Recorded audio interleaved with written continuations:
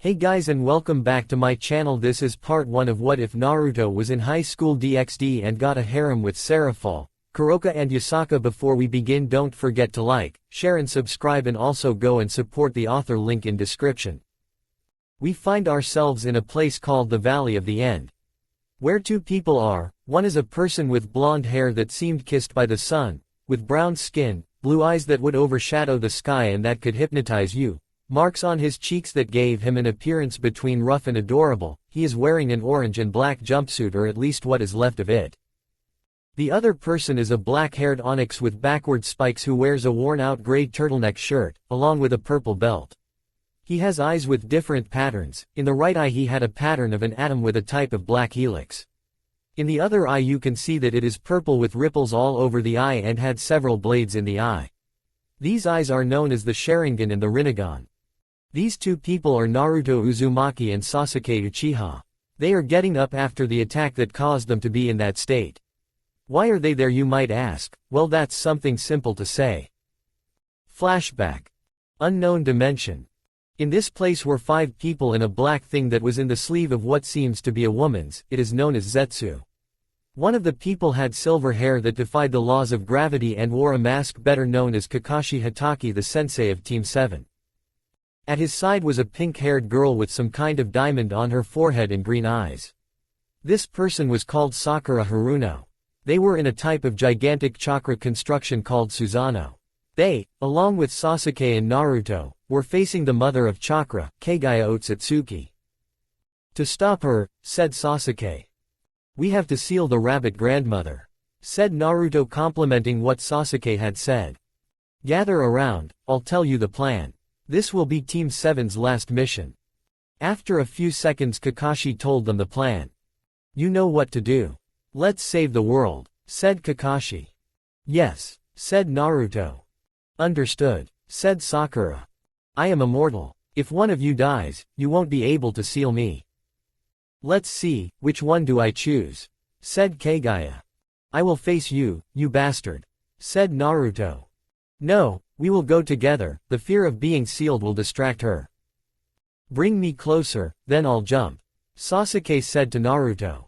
Good. Going on the attack to try and seal her, Kagaya quickly attacked Kakashi with Tamagoroshi no Haikatsu, throwing several bones to kill Kakashi. She's very fast, but by having the power of Obito's eyes she was able to use Kamui, managing to penetrate the jutsu. What great power, Obito! I was able to break through it. Now, I will use that technique. Kamui Reikiri, said Kakashi, damaging Kagaya's arm and rendering it unusable long enough to seal her. Mother. No, his right arm, said Zetsu.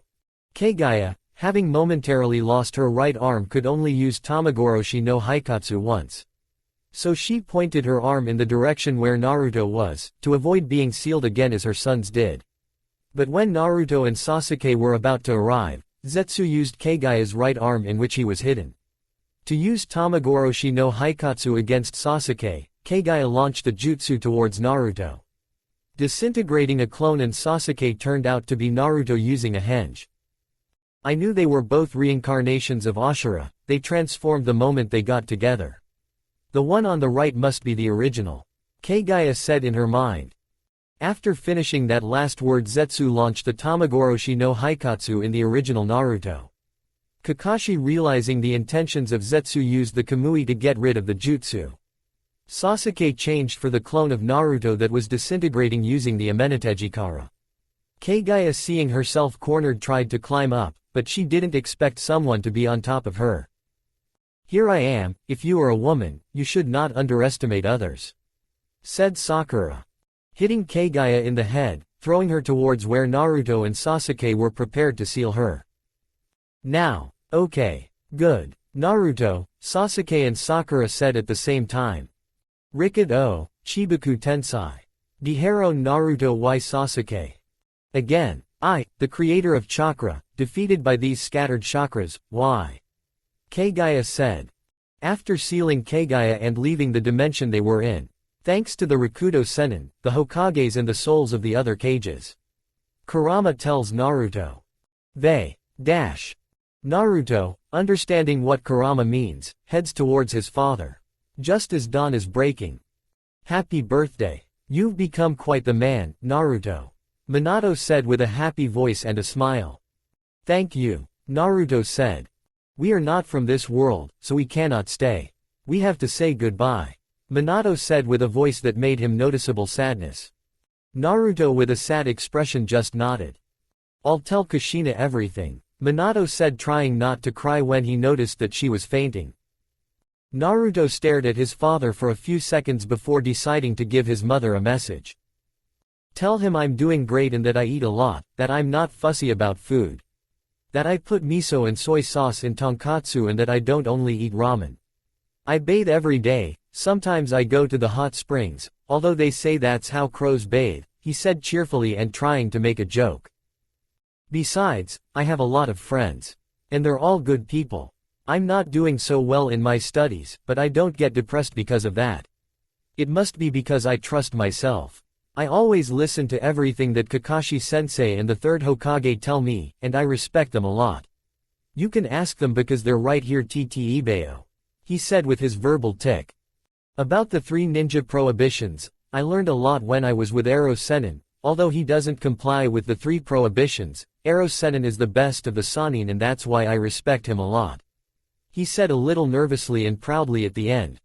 I just turned 17, so I don't know much about girls or alcohol, but my mother told me that I had to find a girl like her.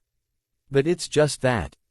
Anyway, everything may not go as well as Mom said, but I'm trying really hard.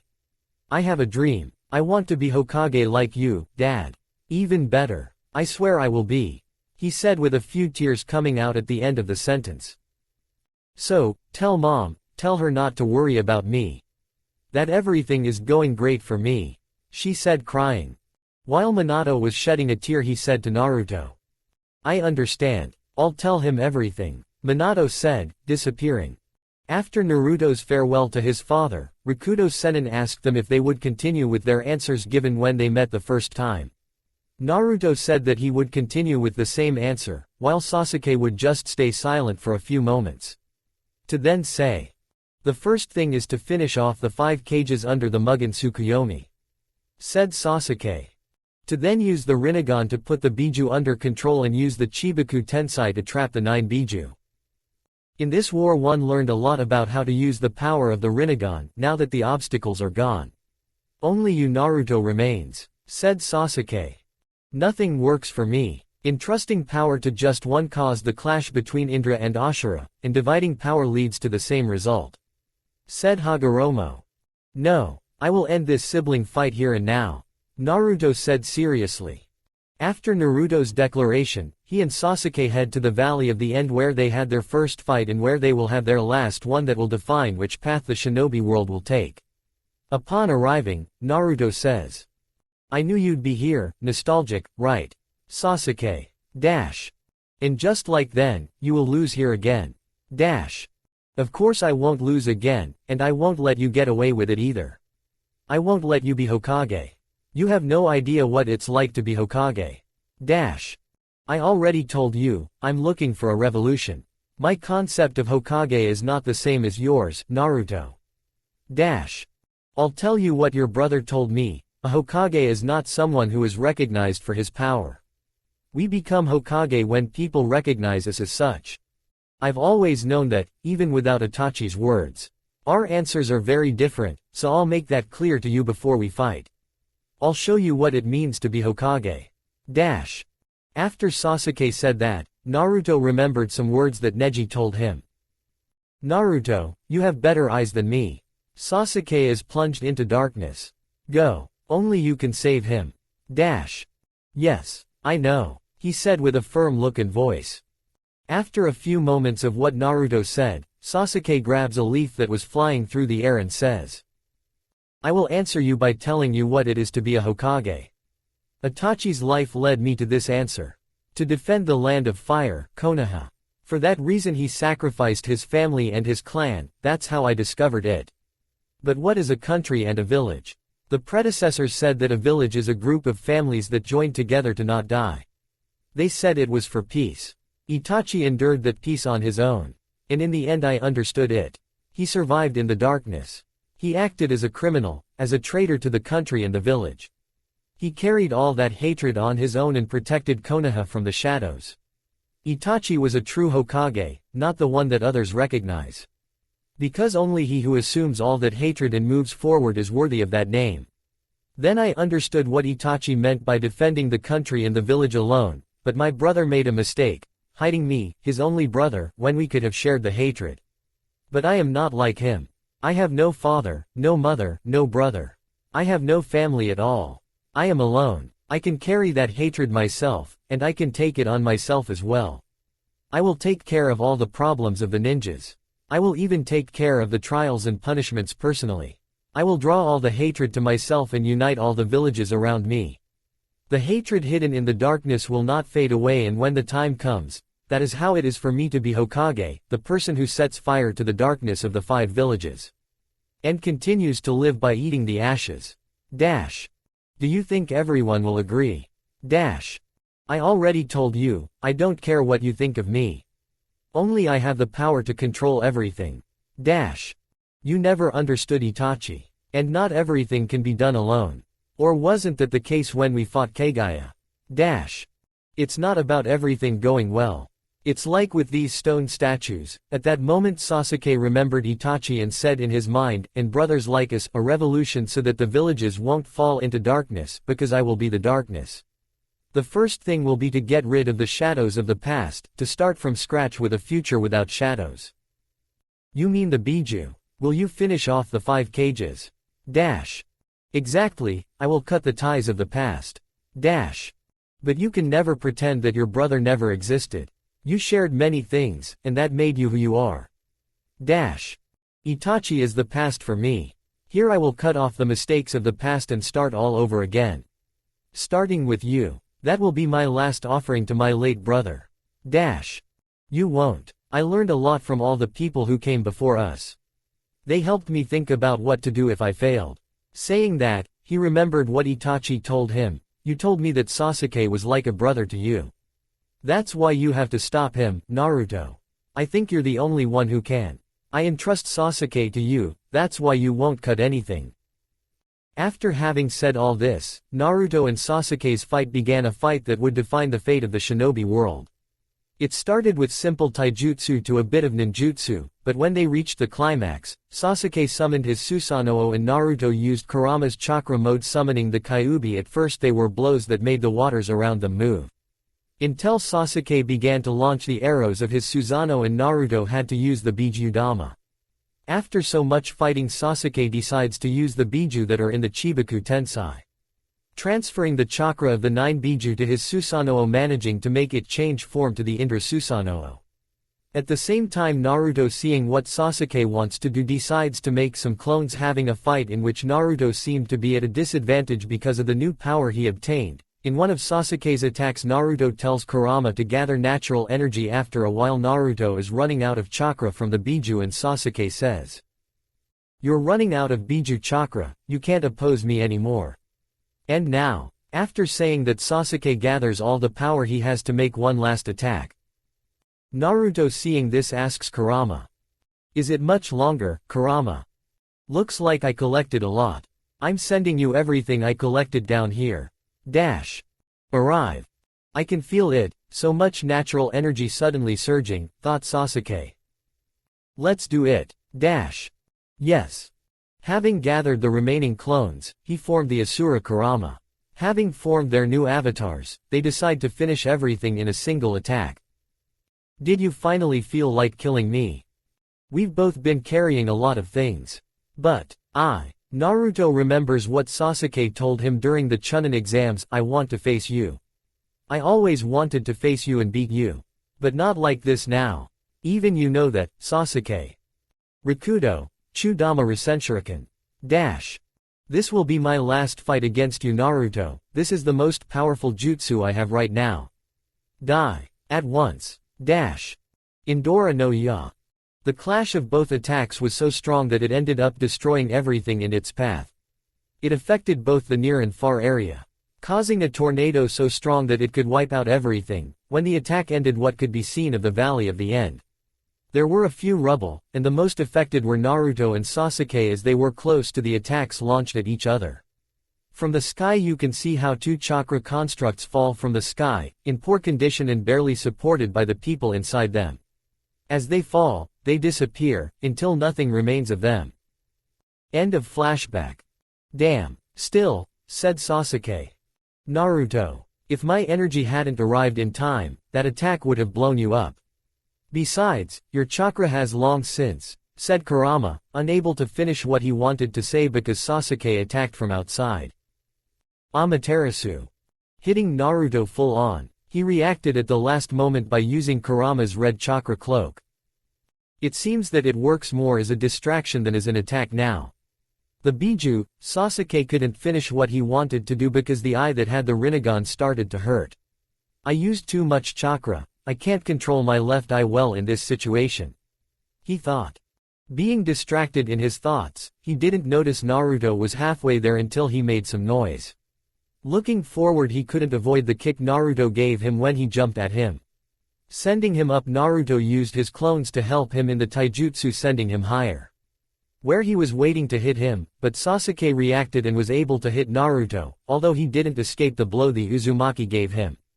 Sending the two in different directions, Naruto's clones took the opportunity to go towards Sasuke, realizing he removed the tape he had on his arm showing a storage seal where he had several shuriken that he threw with Raiden. Hitting the clones full on, paralyzing them, he took the opportunity to make a Chidori going through them. But the last clone held him by the arm and Naruto took the opportunity to hit Sasuke. Hitting him full on and sending him a little far away, even after being hit Sasuke kept his Chidori.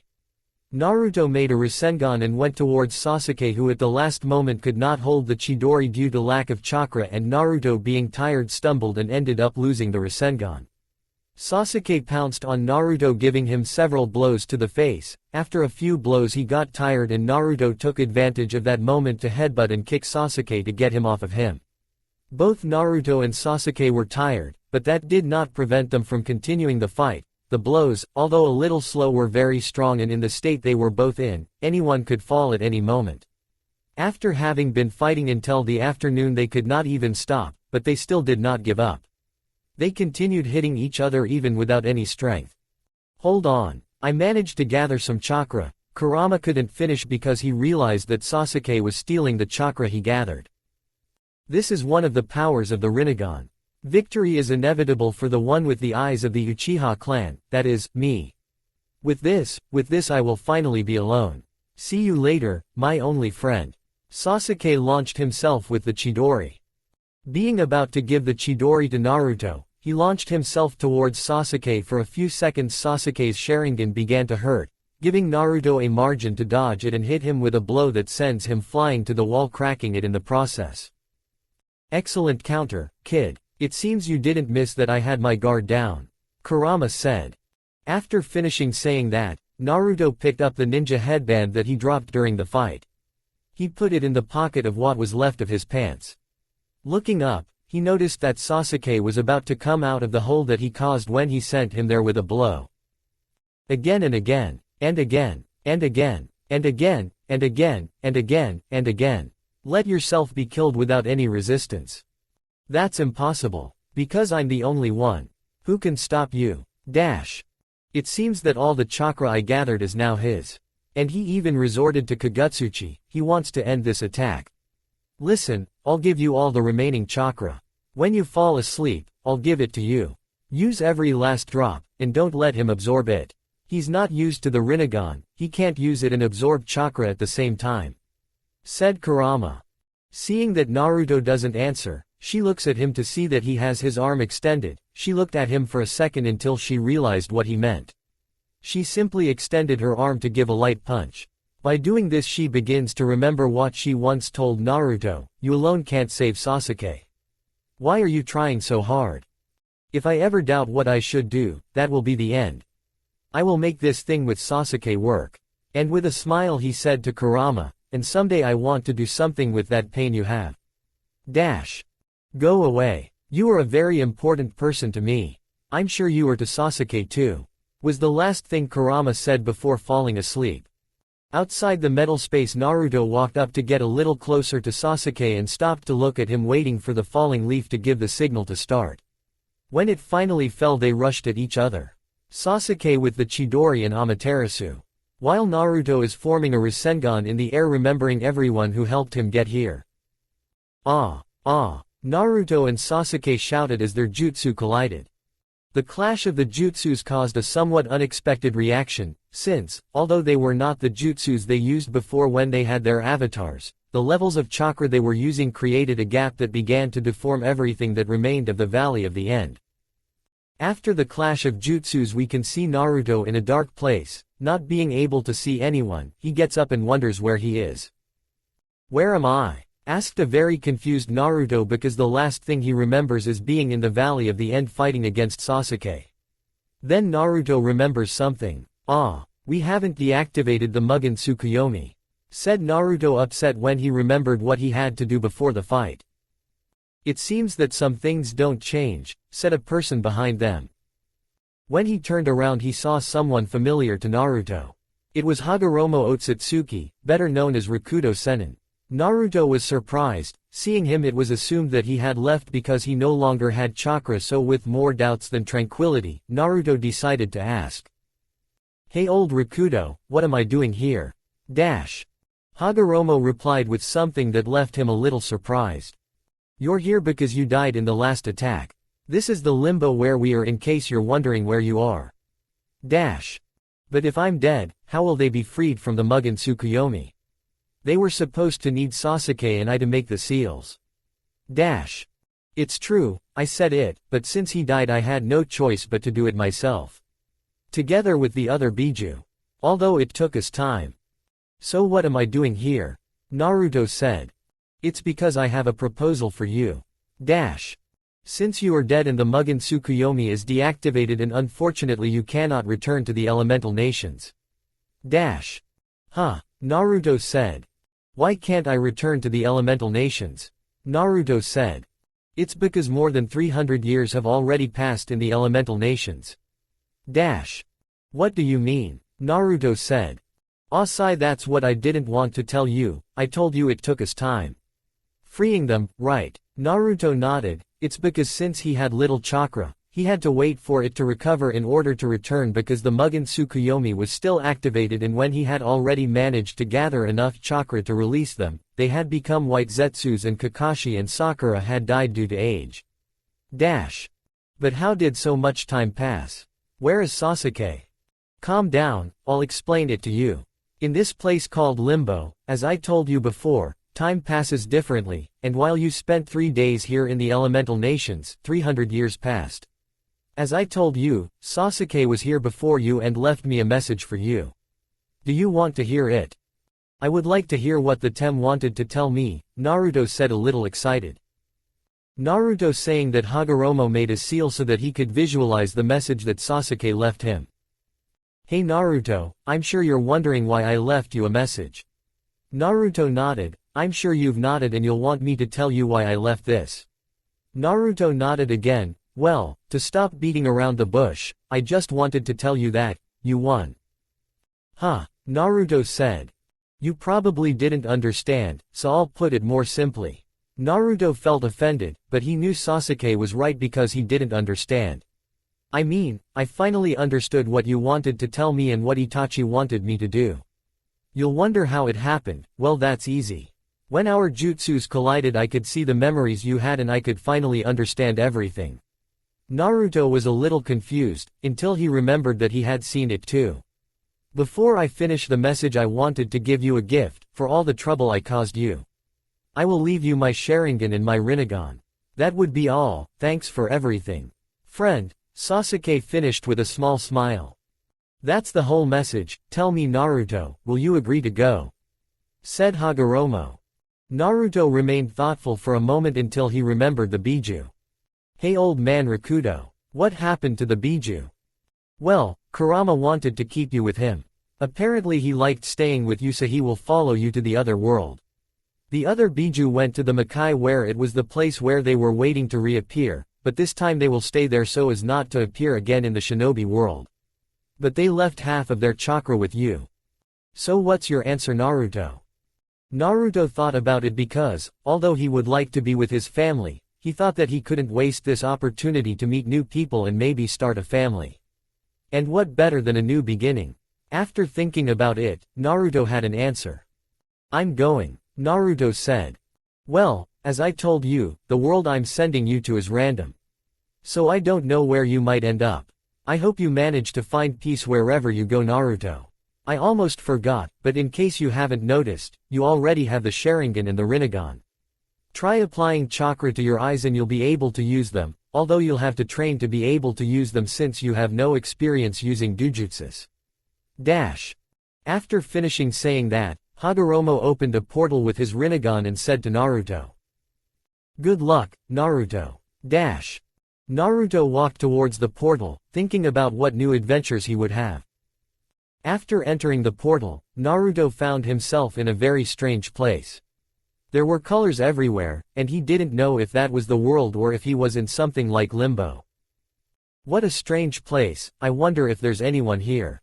I think I'll try to talk to Kurama, I haven't talked to him since I woke up, said Naruto. Entering his mental landscape, he noticed that he had the same gate that was there before he and Kurama became friends. He was surprised by this because there wasn't supposed to be a seal that deprived Kurama of his freedom. He approached to see if he was in there, but he didn't see anyone, not at least at first glance, since he could see a lock of silver hair in the darkness of the sewer. He was unsure of what to do. Kurama was supposed to be orange, not silver. So since Naruto is Naruto, the most sensible thing that came to his head was to scream at the top of his lungs if it was Kurama. If it turned out to be him, he would be a genius. But, if it wasn't him, then he would have to make an excuse to start screaming just because. And get out of it without looking like a fool. Oi! Naruto shouted, who are you and where is Kurama? When he didn't get an answer, he got upset because he thought he was being ignored. Hey, I'm talking to you, he shouted again. After the second scream, it seemed that he reacted because he moved one of his hands. The mysterious creature moved with annoyance, and looked straight at the person who was yelling at him. When he looked closely, he could see that there was a blonde person wearing an orange and black jumpsuit and was very loud. When he remembered where he was a little surprised to see who was in front of him. It was none other than Naruto. He said in his mind when he saw his only human friend again after so many years. The only person who didn't see him is a weapon, and although he would never admit it out loud, the closest thing to a little brother. But that's not relevant right now, at least not to Kurama. Oi, who are you supposed to be? Where is Kurama? Seeing that he didn't recognize him, Kurama wondered why, until he remembered that he didn't look much like a fox anymore, and much less had orange fur. So, putting the threads together, he quickly figured it out. Naruto didn't know about his change, so it was normal that he was asking who he was. Calm down, Naruto. She wanted to talk more, but Naruto cut her off. Hey, how do you know my name? Why are you here instead of Kurama? Naruto quickly asked. Calm down and let me talk. Again he couldn't finish the sentence because of a certain blonde and he was already getting angry. Calm down. I came to talk to Kurama and I found you. Who are you supposed to be? Kante. He couldn't finish saying what he was shouting because the creature in front of him silenced him with a blow. Shut the hell up and let me finish talking, said the creature in front of Naruto. It's okay, he said, a little sore from the blow to the head he received. Now that you're calm, I can explain to you what happened and who I am. He said calmly and spoke again. For your question of who I am, it's easy, I'm Kurama. Said the now named Kurama in front of Naruto. But how do I know you're Kurama? If he's supposed to have orange fur and look like a fox, not a wolf. Naruto said in a somewhat logical way since the Kurama in front of him didn't look like the Kurama he knew. At least you're calmer, it seems that those 300 years served to make you a little calmer. He said with a bit of mockery. But, leaving that aside and going back to why my appearance is like this. It's because of the chakra that the other Biju gave you. Now Naruto became confused, why would the chakra give him the change? He wondered. Ah, I see, Naruto said out loud. So, you already realized huh? Said Kurama. If it is assumed that when all the Biju came together the Jubi would be formed, at least that is what I think happened to you. I thought you would transform into that thing that we faced in the war with B. He said with a doubtful voice. I thought the same thing too, but somehow that didn't happen and I ended up transforming into this. Also, it seems you haven't noticed that I have 10 tails. Dash. Oh, that's right, I didn't realize you have 10 tails now. Hey, now that we've settled the question of who you were and why you look like that, can you tell me why you're locked up? You were supposed to be free when we faced Sasuke. That's a good question, Naruto, but unfortunately I don't know the answer to that either.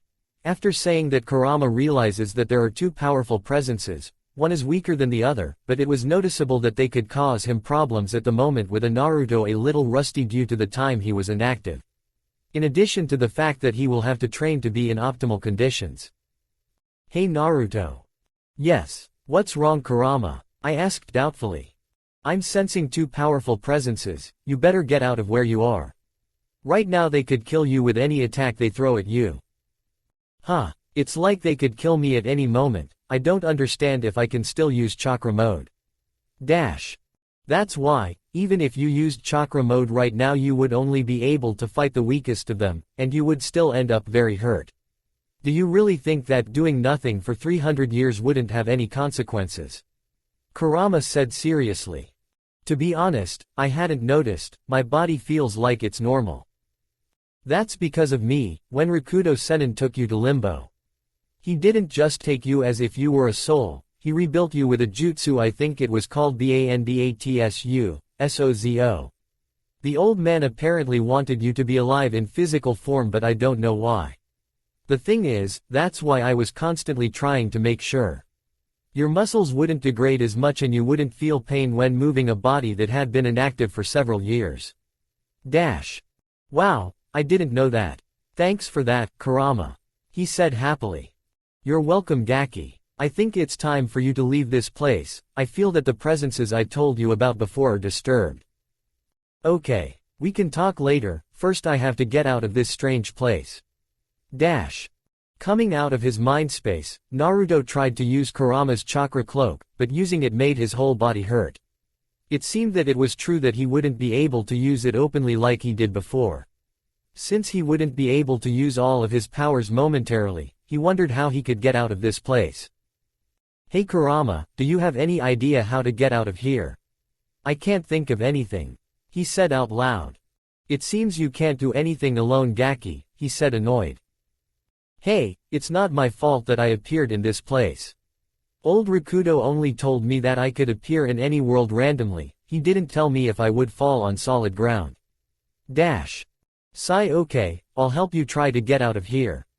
Although I won't be able to help much since these bars appeared, it only allows me to give you a small part of my current chakra and heal you. So don't do anything stupid while I think about what to do to get out. Dash. Who do you take me for, an idiot? He said, a little offended. I think that answers itself, Gaki. He said mockingly. Sigh. It's okay, I won't do anything that will get me into trouble. Dash. After saying that, Naruto began to examine the place more deeply. Apparently there were times when small cracks opened, but he did not understand why. So he thought that maybe it was because of those presences that Kurama told him in the mental landscape. It may be an assumption, but Kurama told him that they were disturbed, so he began to think. Yes, the two strongest forces were disturbed and every so often there were small cracks in this strange space. It could be that they were fighting. He could not affirm that, but he believed that it was the most viable, because when he and Sasuke fought something similar had happened. So he thought that maybe he could use those cracks to his advantage to be able to get out of the place where he is. And because Naruto was sure that he could get out of that place through that. It was simple because when he saw the cracks, there were some that showed other places. So he thought he could risk trying to use them to his advantage. Kurama on the other hand knew about this almost instantly, he was just thinking of a way to keep one of the cracks firm for a few moments so they could get out. The question he asked himself was how. Naruto, you already noticed the cracks, right? Yes, but how can I use that, if the cracks close in about 3 seconds and I wouldn't be able to get to one of them that fast? If I could use chakra mode for a few seconds, maybe I could do it, but every time I use it it hurts and I can't move as I would like. he said with a distressed voice. I think I have the solution, or at least I hope it works. Because if you don't have it with you, this plan will be useless. Said Kurama. Hey, Naruto, check if you have your father's kunai with you. Naruto was surprised to find out why Kurama wanted that kunai. And if he did have it, hopefully whatever plan he came up with would work. Looking through his pockets, he found a kunai and it was indeed his father's. Now he just needs to know what Kurama wanted it for. Hey, Kurama, I do have the kunai. Although it's the only one I have since, in case you noticed, I don't have any ninja equipment. Although it's strange that I only have this kunai. Do you think old Rakudo gave it to me for some reason? Because, if I remember correctly, I lost it when we fought Madara. That could be a possibility, he said thoughtfully. Why had his father sent Naruto with so many secrets without telling him? Kurama put that thought aside and returned to reality so he could explain his plan to Naruto. This plan was simpler than the other one since it wouldn't require much effort, which is the last thing Naruto needs right now. Listen, Naruto, do you think you can still throw a kunai properly? I think so, because the question is Kurama. Because this is what the plan is about. Throw the kunai into nothing.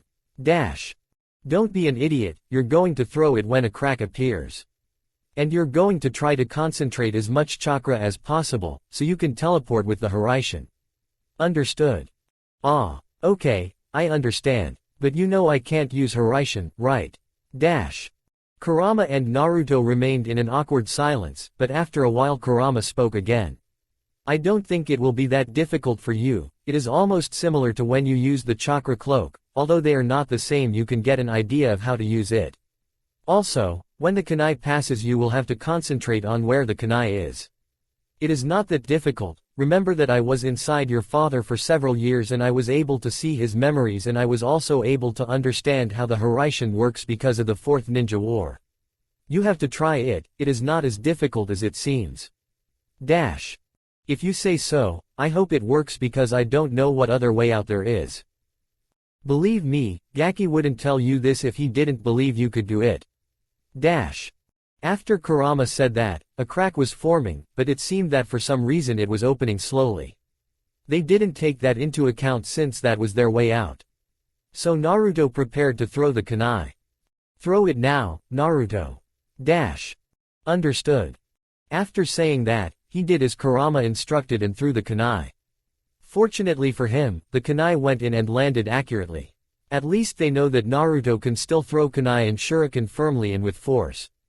Now it's just a matter of Naruto figuring out how the Hiraishin works.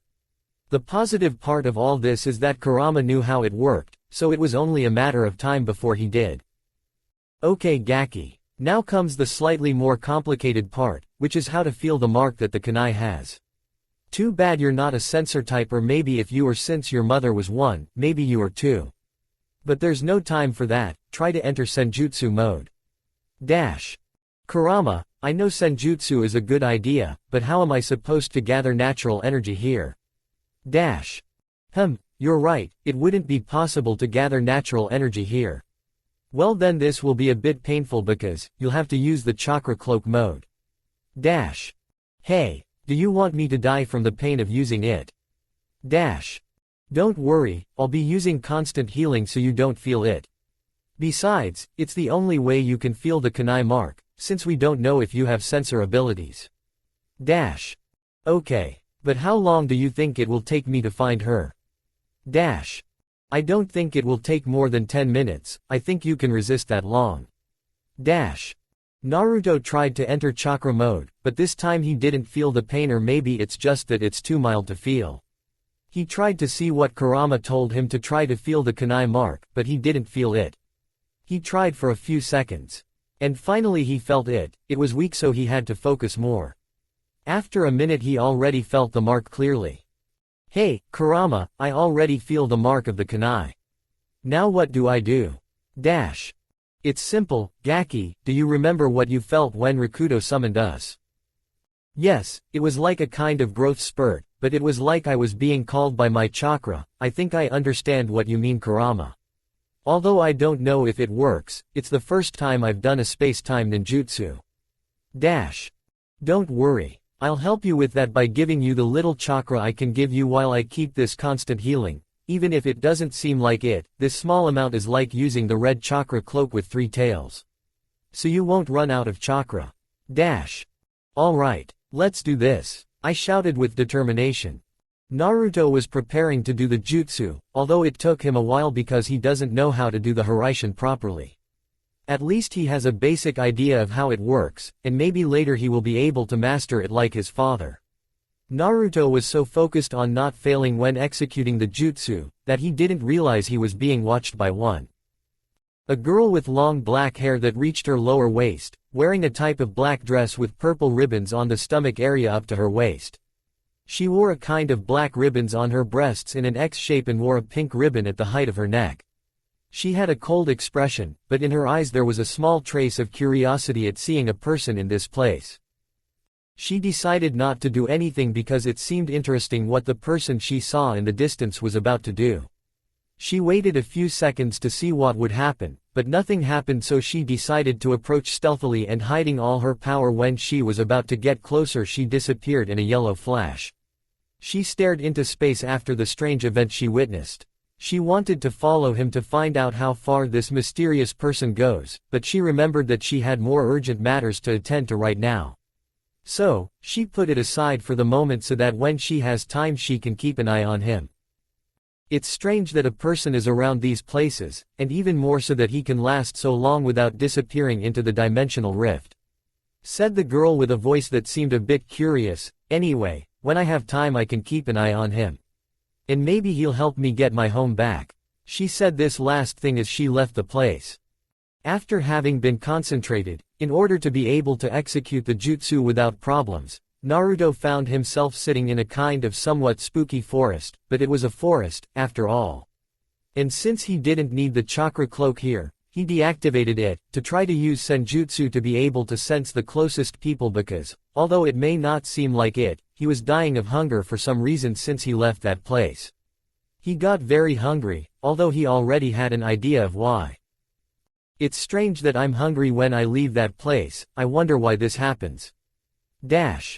Naruto didn't want to complicate things any further, so he hurried to get into a stance and try to enter senjutsu mode. But when he managed to gather energy from nature, it felt very contaminated and it seemed like it was going to drive him crazy. But it wasn't for nothing that he was Uzumaki Naruto, the person who made his enemies become allies. And he made friends with the tailed beast that was literally pure hatred. If he could do that, why couldn't he do this? He tried with all his willpower to eliminate the evil and hatred from the spiritual energy. And after a few minutes he succeeded, so much so that even the gloomy trees next to him straightened up, and leaves began to sprout from the trees. The grass began to turn green and everything looked very different from how it was before. It seemed as if they had come back to life. It seems that the senjutsu here is very contaminated, but it seems to be stronger than in the elemental nations. Naruto said in a quick deduction. Since when using senjutsu normally you have an increase in power thanks to nature, but here the increase was like 3 times more than when he used it in the elemental nations. It was certainly a curious fact for him since he was a sage because he mastered senjutsu, but apparently now he did not know exactly what his limit would be with senjutsu here. I think I should talk to Kurama about this, he said as he entered his mindscape. In the mindscape we can see Kurama staring into space. That was strange to Naruto. He didn't understand what was happening to him. Kurama was out of his mind. Naruto didn't know what to do. So he simply approached Kurama. Hey, Kurama. Naruto said calmly. Kurama didn't answer. Naruto got a little nervous. What made Kurama get like that? Hey, Kurama. Answer. When he didn't answer, Naruto got more restless and called out to Kurama louder. Oi, Kurama. When he gave that shout, Kurama finally reacted to Naruto's call. He was a little surprised because he didn't realize he was in front of him.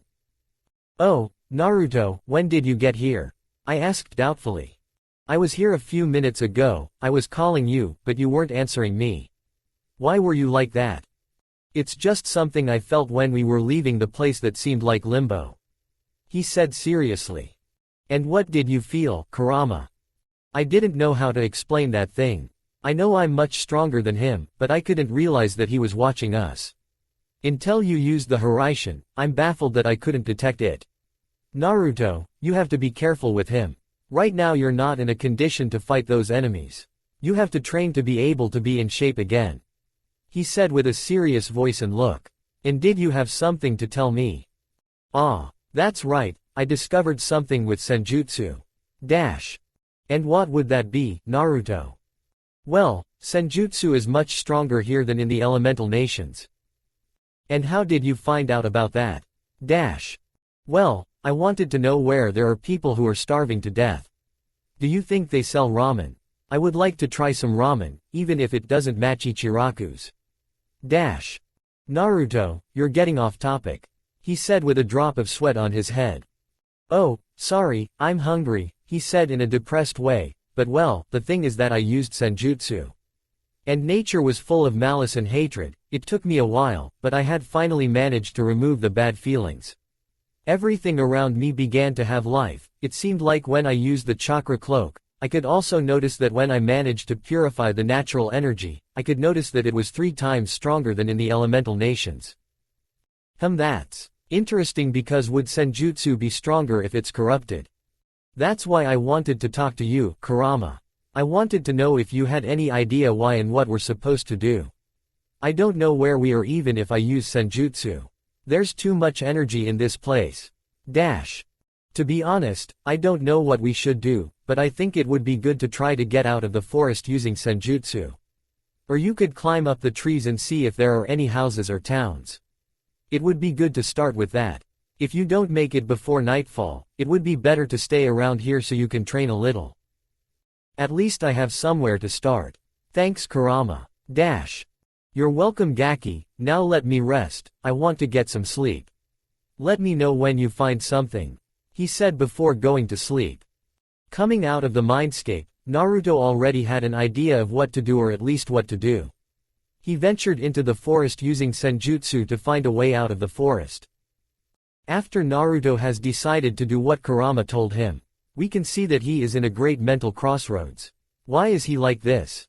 You may wonder, well it turns out that Naruto felt an evil energy, and followed it. Somehow he came across something that caught his attention. And he decided to ignore the path he had and headed there. I was pretty sure I felt an evil presence around here, but it disappeared. I don't understand if it was around here a few seconds ago. He said with a voice that reflected doubt and a very big one. Well, I think it would be best to go back to the path I had before. When he turned around he could see that everything looked exactly the same and he didn't know where he had come from, but thanks to the fact that he still had Senjutsu activated in some way, he could return to where he was. It was one of the greatest advantages of having learned Senjutsu. The Senjutsu of this place made him stronger than he should have been. But he didn't understand why. If he remembered correctly, the excessive use of Senjutsu should have tired him out or he simply couldn't bear it, because, even if he remembered how to do things, his body couldn't do everything exactly. So he was careful not to end up hurt. According to what Kurama told him, he could be worse if it weren't for him and he was very grateful for it, but he still has a doubt in his head and it is because Senjutsu made him feel better and he didn't have any pain in his body, it's as if he hadn't been still for 300 years. But leaving that aside he had to concentrate on getting back on track, although he would have liked to find that energy. He wanted to know what or who it was, because he knows that he shouldn't be carried away by appearances. The proof of that was Kurama who, although at the beginning of his ninja career he didn't get along with him, they ended up being friends. He even accompanied him to this new world being able to choose to stay with his brothers and live peacefully. He would always be grateful to Kurama for taking care of him, even if it wasn't even his obligation. Maybe he doesn't say it out loud, but he considers him as his older brother and the last family he had left from the elemental nations. Leaving these thoughts aside he felt that energy again, but it was weak, it could hardly be felt if it weren't for Senjutsu. So he went to investigate. Moments before in a mansion, you could see 2 people or rather 2 girls, one was a redhead who had blue-green eyes and a smile. The other girl had short black hair and purple eyes, she had a somewhat serious look for a girl her age. The girls were no older than 6 years old and were playing in the mansion's garden. Hey, Wait a moment, Rias, said the black-haired girl. Come on, Sona. If you don't hurry up you'll be left behind, said the now identified Rias. But you're going too fast and we're moving away from my family's land, said the girl called Sona. Come on. Nothing will happen, Rias said with a smile. But, we've already gone too far, we're almost entering the forest, Sona said a little worried. Because her Oni-sama had told her that she shouldn't go too far into the forest because it was very dangerous. Don't worry, nothing will happen, trust me. I've already entered the forest that is near my house several times and nothing happened, she finished saying with a smile. Besides, it's fun to explore it, you can find different places. After finishing saying that, she took Sona's hand saying, come on, it's going to be fun. What neither of them knew was that in that forest was a fallen angel. He had the mission of watching the sister of the Mal-Leviathan in order to take advantage of when she was unprotected to be able to kidnap her or kill her at that moment, so that his boss's plan could begin. Which was to create a new war between all the factions. Seeing that both Leviathan's sister and Lucifer's sister were entering the forest, he couldn't help but have a slightly macabre smile. Wow, this is better than I expected, and to think that I was already about to leave. Since they could find me in this forest. I didn't think that, on my last day here, I could get a double reward. The fallen angel said with amusement in his voice. Rias and Sona were in the forest having fun, or at least one of them was. At first Sona was very nervous, but when she saw that nothing was happening she let herself go just a little. But she still couldn't help but feel nervous because she felt like someone or something was watching her and she felt nervous about that. Within the bushes and trees, along with a spell that makes its presence and magical power disappear or at least hide it to the point that only a good sensor could catch it. I think it's time to introduce myself, he said with a voice that made one feel the evil of the fallen angel. Now that I look at them properly, I think I could have some fun with them before I kill them, no one would find out what I did, he said with a lascivious voice and face. After finishing saying that, the fallen angel comes out of his hiding place, approaching Sona and Rias, trying to make the least noise so that they don't notice that he's there, and thus be able to carry out his mission calmly and without disturbances. But he didn't count on the fact that Sona was attentive to the surroundings and noticed. Because despite having the spell to make his presence and magical power disappear, at very low levels, if a person was attentive to their surroundings and the one who had the spell didn't manage to completely cover their tracks, it would be a waste of time because even a child could detect it. Of course, if he was close enough. And luckily for Sona, she met the requirements. Sona turned her head and saw a person wearing a brown trench coat with a hood and sunglasses. She could see that it was a man because he had a beard that, if she remembered correctly, was called a goatee or something like that. Sensing that the man was directing hostility towards her, she ran towards Rias to warn her and tell them to leave the forest. But she couldn't get there in time because the man had taken out black wings. Sona remembered that they were fallen angels. She didn't understand what she was doing in this place. All this commotion caught the attention of Rias, who was still in her world of games like any 6-year-old child. Turning around and seeing a pair of black wings with plumage of the same color, he remembered that his Oni-sama had told him that he had to be more careful with fallen angels than angels because according to him they were much worse than an angel. Wow, I thought I could do it the easy way. But I guess that's not going to be possible, said the fallen angel with a slight hint of sadness. Why is a fallen angel here? Rias and Sona asked themselves mentally and simultaneously. Who are you? Why are you in these places? Answer me, Rias said with all the courage she had. Oh, do you really think that by using that tone I'll answer your questions and start getting scared? He said, mocking Rias. Ending the little courage I had at that moment because, although I confronted him with words, it was the most I could do at that moment being just a girl. I think I should finish this quickly, I can't risk them looking for them. If Leviathan or Lucifer find out about this it would be problematic, he said with annoyance, but I don't think they'll notice if it's only a few minutes. Seeing that both Sona and Rias wouldn't stand a chance against a fallen angel, maybe they could do something if they managed to get someone's attention. Rias and Sona looked at each other in a way that implied that they had a plan. Or at least what they thought could work. Without much delay and with all their effort they increased their magic power to everything they could, although since they are children they didn't have enough training with magic. But at least they learned how to take advantage of their magic power. You can do whatever you want, but you're too far from home and you don't have enough experience to be able to make a magical energy call. You could say that you're alone, I don't think the boss would mind what I do with you, before he kills you.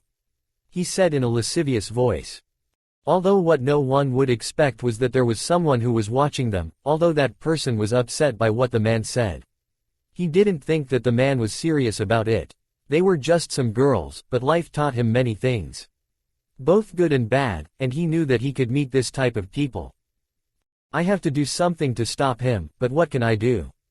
He thought hurriedly. Even if he tried to do something he didn't know if he could fight the same way as when he fought in the war, but at least he knew that Senjutsu could help him in some way. Maybe it's possible that I can face him, now I have to create a strategy to get his attention. He said in a low voice.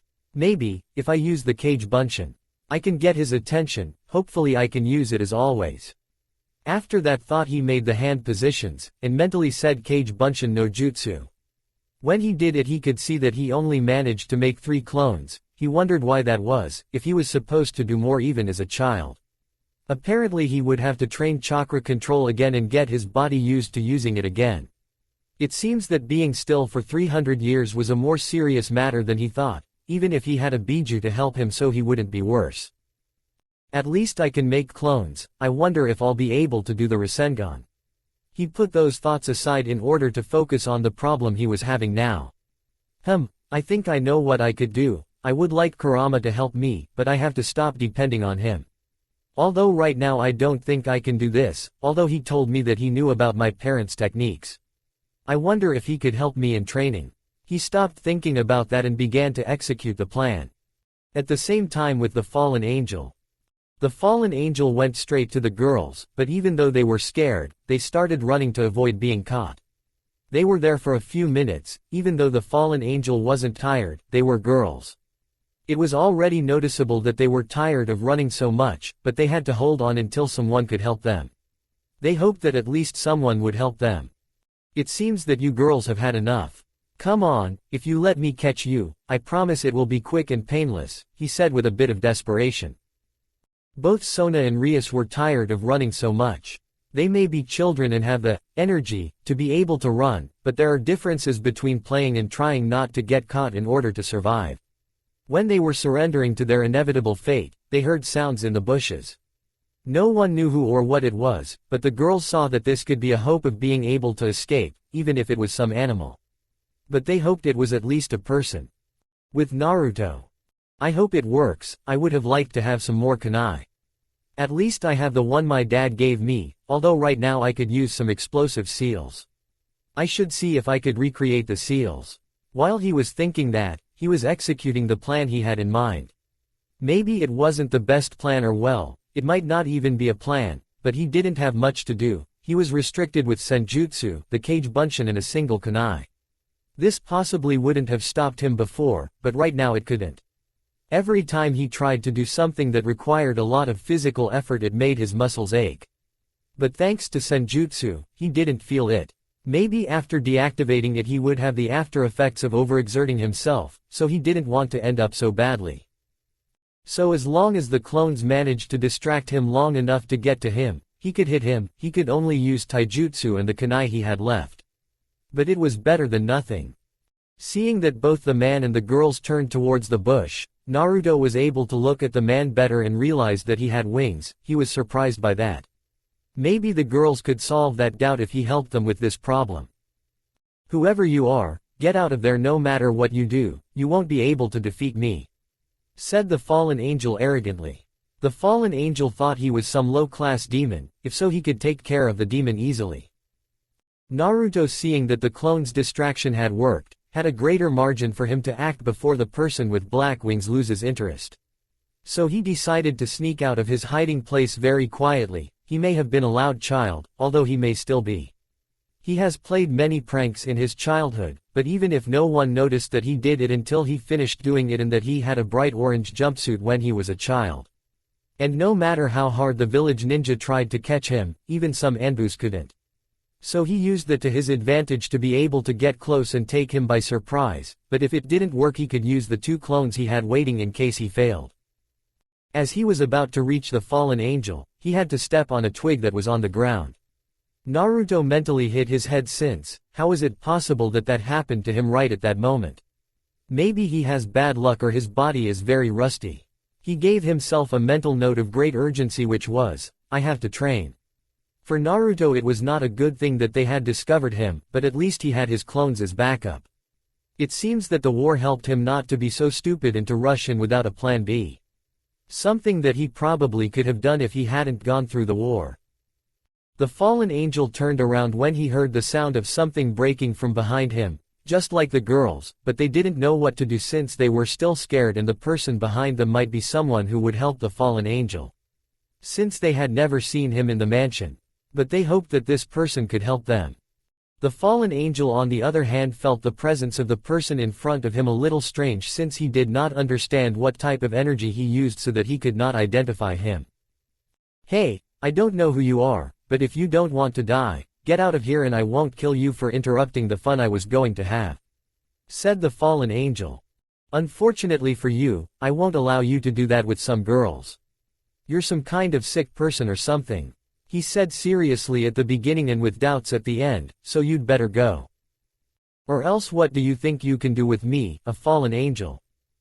Naruto was surprised by that, he didn't know what a fallen angel was. He had an idea of an angel, but he never thought they would exist, much less a fallen angel.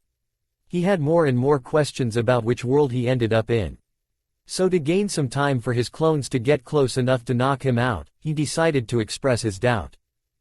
Fallen angel. What is that? I asked with doubt. The fallen angel was confused as he didn't know what a fallen angel was if they were supposed to be in the underworld. He might not be a demon, maybe he's from another race. He could be a yokai, since if he remembered correctly the guy in front of him had a similar aura. Don't you know who I am? He asked the question and the blonde just nodded. The fallen angel asked again, but if you don't know who I am, why are you in the underworld? If you're not from here, then what are you? Underworld. Where did it end up when I came out through the crack? At least now I know what this place is called, he said in a confused way, and after the thought he had he said, you're right, I'm not from here, I'm a human. That left the 3 of them more confused than the girls, who just started laughing. You are just a pathetic human. And yet you dare to interrupt me. It doesn't matter, I'll kill you first and then have fun with those girls. He headed towards Naruto who, although he didn't seem like it, was prepared for any attack, at least not from a long distance. But the fallen angel that he is supposed to be didn't know about that. That was an advantage for Naruto. Besides, the mistake he just made was approaching him with senjutsu activated. He's sure to be surprised by that. Naruto waited for him to get close so he could hit him even if he missed or dodged it. It didn't matter because it wasn't for nothing that he learned the Kawazu Kumite on Mount Myoboku, in the training he had with Pa. To master senjutsu. He waited a few seconds until he also launched himself in front of the fallen angel. On the other hand, the fallen angel was very confident against the human. It didn't matter if he had those strange eyes that looked like a toad.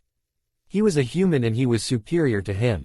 That's why he decided to go towards him instead of using his spears of light, although it was also to not attract the attention of the demons when sensing holy energy. Both of them were almost in front of them, so Naruto prepared to launch the blow. He still didn't know how strong he was with this new senjutsu, so this was a great opportunity to find out the limit of the senjutsu he can use now. While Naruto and the fallen angel were about to fight, Rias and Sona had finally gotten over their shock. They never expected a human to be in the underworld. It wasn't unusual for humans to know about the place because there were several of them who made contracts with the devils. But it was rare at least for them to see a human in this place. Even if they had a slight hope that he would win, that possibility for them was very low to say zero. Since the only ones who could do something were the exorcists, but the person there did not seem to be from the church. While they were still thinking about that, they noticed that her eyes were different. She had an orange pigmentation around her eyes and eyelids and she had eyes that looked like a toad's. They both made a mental note that if she won or at least entertained the fallen angel, until some guard or her brothers arrived to help them, they would ask her why her eyes were like that. Back to the fight, both were about to hit each other. Naruto hoped to hit, because although he knew how to fight, he hoped his body wasn't too rusty to go at that speed. He waited for him to get close enough for the blow to be accurate and the fallen angel couldn't dodge it, although it was impossible for him to do so, if with Senjutsu he could defeat several of the bodies that Nagato used, having the Rinnegan on his side and being the leader of Akatsuki. As much as he wanted to, he couldn't against Senjutsu then, this fallen angel couldn't handle this. At the moment of hitting Naruto could not dodge the blow, but thanks to Senjutsu he did not feel it, it seemed that he had not been hit at all. On the other hand, the fallen angel had a great pain in his hand because he felt as if he had hit something indestructible. He did not understand how a human could be that tough. But while he was complaining mentally, Naruto was about to hit him. The blow was going faster than a human could do, but it was easy for the fallen angel to dodge. When he was able to dodge it, he was about to mock the human, but he felt that a monstrous force had hit him. The force was such that it took the fallen angel. All over the trees it left a trail that stopped at the 10th fallen tree, ending with several broken bones and in a state of unconsciousness because of that. Both Naruto and the girls were shocked by the strength of that blow. Naruto was very surprised, to tell the truth. He was wondering how strong the blow would have been if he was in a condition to fight. While Rias had stars in her eyes from seeing the brute strength the blonde had, Sona was left with her mouth open from seeing the strength he had. After a few seconds and making sure that the fallen angel was not going to get up, the three of them introduced themselves. "Hello. My name is Naruto," he said in a friendly way since well they were just girls there was no need to be hostile with them. Both Rias and Sona said hello, but they introduced themselves at different times. "My name is Rias," she said in a happy way because the person in front of her got rid of the fallen angel, and she also seemed like a good person. Naruto just responded with a friendly smile as he saw that the girl named Rias was very cheerful. Looking away he found the other girl, waiting for her to give him her name so he could know what to call her. My name is Sona," she said a little shyly at first, but then she spoke in her usual tone. Naruto just nodded, at least he knew their names now. They were different in their attitudes, but they seemed to be friends. It reminded him a bit of Sasuke and himself. Leaving those thoughts aside he asked, "What were you doing in this place?" He asked them in a soft and calm manner so that they wouldn't think that he was giving them an order. It might not seem like it because he didn't have many friends in his childhood. But he knew how to talk to children. Proof of that is Konohamaru, who, although he couldn't talk to him much because of all the events that happened. They got along very well, so much so that he called him boss several times and even considered him his older brother. It felt good for him to at least see that someone loved him like a brother. Even though Rias was known for being a little carefree, she got a little nervous when she said why they were here, but as she had seen before it seemed that the boy called Naruto as a good person. So she answered him. "We had come to explore the forest, because it looked fun," she said a little embarrassed. "Why would they do that? The forest is obviously dangerous." Even though Naruto had only been in this forest for a few hours, he could tell that there were several hostile presences in this forest and it seems that these girls were lucky not to encounter any kind of animal, of course if you don't count the fallen angel. But those are details that you can exclude. "It's just that, I thought it would be fun to explore the place together with Sona," Rias said a little calmer than before since she felt she could trust Naruto. While they were talking, Sona was examining Naruto. He didn't look like a bad person, but he was a human so she didn't know what a human was doing here in the demon territory. She was having a lot of doubts for her young age, and her head started to hurt. She just wanted to go back home and be calm so that all the shock she had not long ago would go away. But before anything, Sona wanted to ask the blonde named Naruto something. Both Naruto and Rias turned to look at her. She was a little embarrassed, but she spoke anyway. "Your name is Naruto, right?" The blonde just nodded, "And as I recall you said you were human, right?" Naruto nodded again, while Rias had forgotten about that and was a little embarrassed but just shrugged. She didn't care if Naruto was human, she could see that he was a good person, and he could be her new friend. Since, even though she is the heir of her clan, as her friend Sona she didn't have many more friends to play with. Sona asked again, "So what are you doing in the underworld instead of being in the human world?" Rias also wondered that and just nodded so that it was clear that she had the same question as Sona.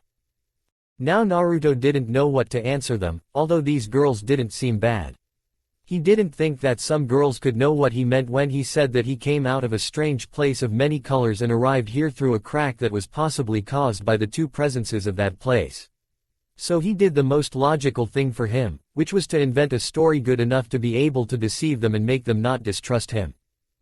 Well, answering your question, I don't know either, he said with a bit of truth since he didn't know he was going to end up in that place. Sona asked again, you don't know how you got here? Naruto nodded. I only know that when I woke up I was in this forest and I was trying to find a place where there were people. He said with a bit of a lie since he couldn't say that everything he said was a lie. This strange to both girls, one could only come to these places through a magic circle, or from the train that was to get to the underworld, but only the demons knew that. They decided to leave that for later, maybe their brothers could know how they got here. Sai, at least you don't seem like a bad person, so I thank you for helping us. He said, giving a small bow with Rias doing the same. Don't worry, I was just helping them out of my own free will. He said with a smile. Even though everything happened, Rias wanted to ask why he had eyes like that. Humans weren't supposed to have eyes like that. Naruto, I have a question. Could you please answer it? She said shyly. Of course, you want to ask me, he said smiling. Why do you have eyes like that? She said shyly and with doubt. Naruto didn't know how to explain it so that a child would understand it, so he told him in a simple way. Oh, this is because I can use a power that makes the appearance of my eyes change when I use it. He concluded with a small smile. I can deactivate it so you can see that I have normal eyes if you want. Rias nodded while Sona wondered what kind of power could make someone's eyes change appearance. But she wanted to see what Naruto was like without that thing activated, so she was attentive to see the change. It took Naruto a few seconds to deactivate the senjutsu, although after doing so his body began to hurt, although it was only mild. This means that when he uses the senjutsu, his body would not feel any pain, or so he thinks at the moment, because the fight he had was not enough to be able to know how far he can go with the new senjutsu. Rias and Sona watched as the pigmentation around his eyes and eyelids slowly faded away, though they couldn't see his eyes since they were closed, so they waited for them to open. They saw that Naruto's eyes were blue like the sky of the human world. They were very beautiful to them since they were literally mesmerized when they saw him. As you can see, I have normal eyes. I don't have those eyes, I just always used that power to help me orient myself. Naruto told them with a smile. But after a moment the girls couldn't stop looking at him, especially his eyes. He was getting nervous because of the intensity of the look they were giving him. Hey why are you looking at me like that? They still didn't answer him, so he didn't know what to do. He approached them, maybe if he moved them a little they would react. Hey, are you okay? He said at the same time that he moved them a little. It seems that it worked because they reacted after that. They said at the same time. Finally, they react. I was talking to them and they didn't answer me. He said a little calmer because they didn't look at him with the same intensity as before. Both girls blushed slightly, embarrassed to be seen like that. But after a few seconds, Sona asked him a question. Naruto, you don't have a place to stay, do you? Naruto had completely forgotten that that was the main objective and almost hit himself in the face for forgetting something important. You're right, Sona, I don't have a place to stay. Besides, I'm a little hungry, he said, a little embarrassed and lying about his hunger. He was literally dying of hunger, but he shouldn't be rude in front of some girls who looked like they were good people. Sona just nodded and said, why don't you come with us? My house is not far from here. They could feed you there as a thank you for saving us. She finished with a small smile. Rias simply nodded as she wanted to thank Naruto for saving them, and if she was hungry, what better way to thank him than with some food for helping them? Okay, I'll follow them, he said, a little thoughtful at first. What could go wrong with receiving a little food in exchange for saving them? After saying that, they walked for a few minutes and Naruto followed them to where their house was supposed to be. Naruto was surprised by how big it was. He mentally wondered if he was doing right by following them. But he didn't think anything bad would happen, right? As they approached, they heard a woman's screams. "So-tan," the voice shouted. Apparently it was looking for someone. Naruto wondered why it was looking for someone in such a hurry, so he asked the girls. "Hey, do you know who is shouting?" "So-tan." I was left with doubts because I didn't know anyone with that name. "Yes, we know who it is," Rias said in a funny way, looking sideways at Sona. "So, who is screaming?" he asked intrigued. There was a small silence until Sona spoke. "The person who is screaming is my Oni-sama," she said, embarrassed that her sister was screaming like that when she had her savior with her. "Oni-sama, I didn't know you had an older sister, Sona, but you seem to care about a certain Satan. Do you know who she is?" Sona was more embarrassed than she could bear, but she answered Naruto anyway. "Yes, I know who Satan is because I am Satan," she said with maximum embarrassment. She loved her sister very much, but she didn't like being called that in front of people. "Oh, so he calls you Satan out of affection," Naruto said with a small smile. "Yes," she said, a little more recovered. Naruto wanted to ask about Sona's sister, maybe she could help him by giving him food, he was starving and would eat anything. Everyone heard a scream and turned to see who it was. It was Sona's sister. "I finally found you, So-tan," she said cheerfully without noticing that Sona was accompanied and hugged her tightly. "I was very worried when I didn't see you anywhere, I was about to call the guards to help me look for you. If not, I would have found you now," she finished saying, relieved to finally find her sister. "By the way, where is Rias-chan? Sirzax-chan is looking for her." Sona couldn't speak well because her sister was suffocating her. And she was moving her arms trying to get her to release her. She realized and released her. "Sorry about that, So-tan," she said, a little embarrassed by that. "Breath, no breath, there is breath problem, Oni-sama," she said, panting a little at the beginning. "And in case you haven't noticed, Rias is just a few meters next to me," she said calmly, pointing at Rias, who just waved at her. "Oh, sorry for not noticing you, Rias-chan," he said, sticking out the tip of his tongue. Rias had a drop of sweat on her head because she didn't even notice Naruto was here. Naruto was just like Rias. Apparently Sona's sister was more expressive than her, but also more carefree. "Well now, tell me, where were you two?" she said, a little seriously, looking at Sona, something strange for all the people who know her. Rias and Sona were nervous since they had never seen anything like this. Rias felt guilty since it was her fault that all this had happened. So she was the one who spoke first. The truth is that we were playing in the garden. And I told Sona that it would be fun to go to the forest to explore," she said a little nervously. "What? To the forest? But it's very dangerous for you. Why did you come up with that idea?" said Sona's sister, upset. "It just seemed like fun exploring the forest. But we had a bit of a problem," he said the last part nervously, even if he didn't show it. "What happened in the forest?" "We met," Rias said the last thing in a low voice, although she still heard it since she is a demon in the Malleviathan. Her audio sense heard it. "Excuse me, what did you say?" "A fallen angel," she said nervously, hearing that, since they could have done something to Sona and Rias. But when she saw the two of them, they didn't have any injuries. "But how are they? Without any injuries or blows?" she said, curious because at that age they shouldn't be able to fight with a fallen angel. "Well, we received help from someone," Sona said, speaking for the first time since her Oni-sama spoke to her. "And who was the person who helped you?" She wanted to know who the person was that helped her dear sister. She wanted to thank them for helping her. So she asked them, "So where is the person who helped you?" she asked curiously because she couldn't see him. "Oni-sama, he's next to Rias." "How can you not see him?" said Sona with a drop of sweat falling from her forehead.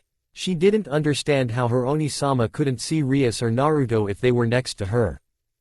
Hearing that, she stood up from the ground where she was kneeling to hug Sona and looked to the side.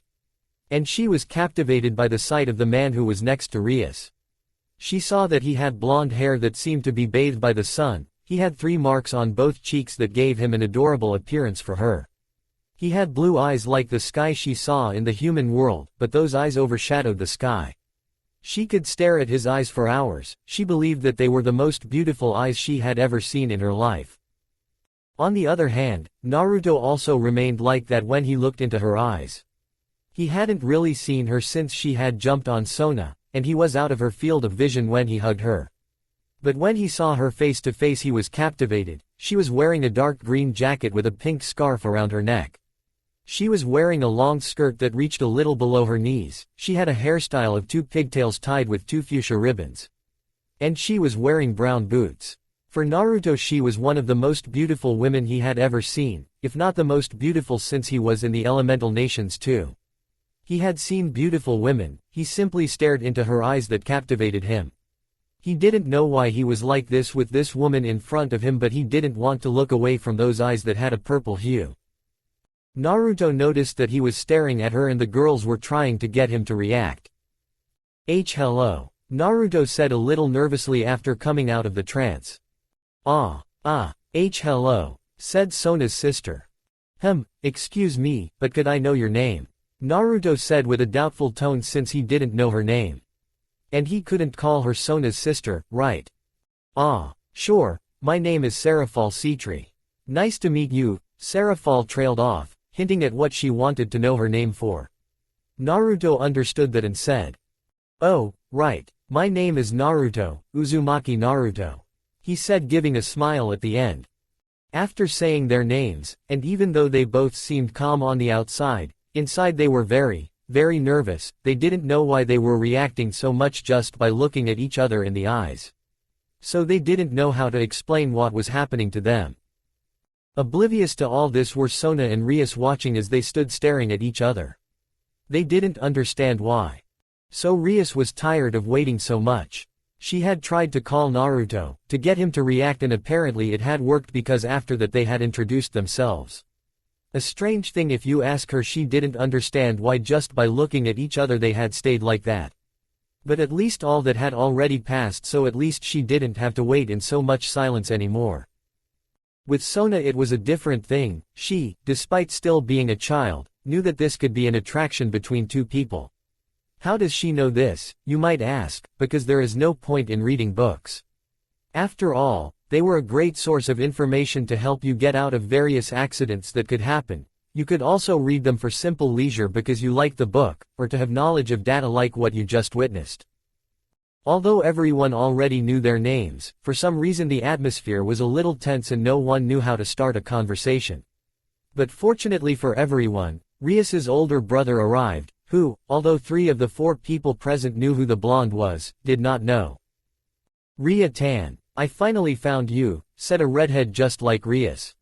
Everyone turned to look at him, each one had a different expression. Serafall was shocked at not feeling Searsex. Rias was a little nervous because she would have to explain where she was. Sona was simply a little nervous, but it was only because she was in front of Lucifer, one of the 4 Mao. And Naruto, who didn't understand who he was, but she found the resemblance of him and Rias striking. "Oh Oni-sama," Rias said a little nervously. Naruto, hearing that, quickly understood that he was Rias's brother. Although if you had asked him who he was, before Rias said that, he would have said that he could be either her brother or Rias's father. They looked a lot alike. That was a little strange for Naruto since he seems like the male version of Rias. Thinking that last thing made him remember the Oroku no Jutsu that he invented. He briefly remembered how he made the Sandaime and Iruka-sensei fly away due to a nasal discharge. It was very funny for him to do that to them. "Ria-tan, where were you? I was looking for you everywhere," he said in a worried tone. "Well, was," she couldn't finish because Serafall got ahead of her and told her what they had told her earlier. Searsex was initially a bit upset that they had encountered the fallen angel. But he finished listening to everything Serafall said, so even though he was uneasy inside knowing that they couldn't detect the fallen angel in time, at least someone had saved his beloved sister and he wanted to thank the person himself. He looked around to see if the savior was with them, and luckily he was there. Or at least it seemed that way, so he asked her.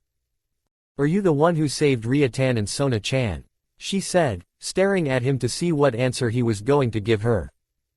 "Yes, I found them when I was in the forest," he said sincerely. "Excuse me, but could you tell me your name?" he asked, waiting for her to answer. "Oh, excuse my manners. My name is Sears X Grimori, but I am known as Sears X Lucifer. It is a pleasure, he said calmly. Could you tell me yours? He said kindly. Sure, my name is Naruto, Uzumaki Naruto. He said with a smile. Sears X, not noticing the presence of the blonde in front of him, wondered why he couldn't perceive him. He had that doubt, if he were a demon he would have sensed him quickly. So he asked him. Are you a demon? Naruto was surprised. Why would he ask him that? Maybe he noticed Kurama inside him.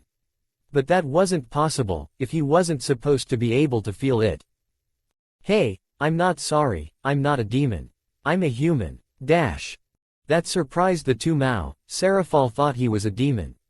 So she was very surprised, and began to think about what he was doing in the underworld.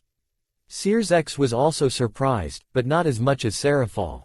Since unlike her, he had tried to feel her presence, although when she told him he was a human, she wondered how he could defeat a fallen angel. Maybe he had a sacred gear. It was the most reasonable thing that could occur to her at that moment. You are human. Then how did you get to the underworld? Sears X said again. Faced with such a question, Naruto didn't know whether to tell her the same thing he had told the girls or to ask her if they could talk about it in private. He decided on the first one. Although he seemed like a nice person, he didn't know him well enough to tell him how he got there. The truth is, like I told you girls before, I don't know how I got here. I just know that I had woken up in the forest and was looking for people to go to the nearest town. And that's how I ended up meeting Rias and Sona. The Mao upon receiving the answer wondered why this had happened. Normally people who knew how to make magic circles could come to the underworld. But from the answer Naruto gave, they couldn't make them understand how he got there. Or maybe he suffered from amnesia, but that didn't seem feasible since they knew his name. Normally if you had amnesia you wouldn't be able to remember anything, so it has to be something else that brought him here. So how he got to the underworld is a mystery they can solve right now. Both Mao decided to put those thoughts aside and try to help Naruto, as a way of compensating for saving their sisters. But before they could say anything, Naruto spoke again. Hey, can I ask you a question? The Mao just nodded. Why do you find it strange that I'm a human? Aren't you too? They just got a little confused. They thought that he already knew that they were demons, but they erased that idea from their heads.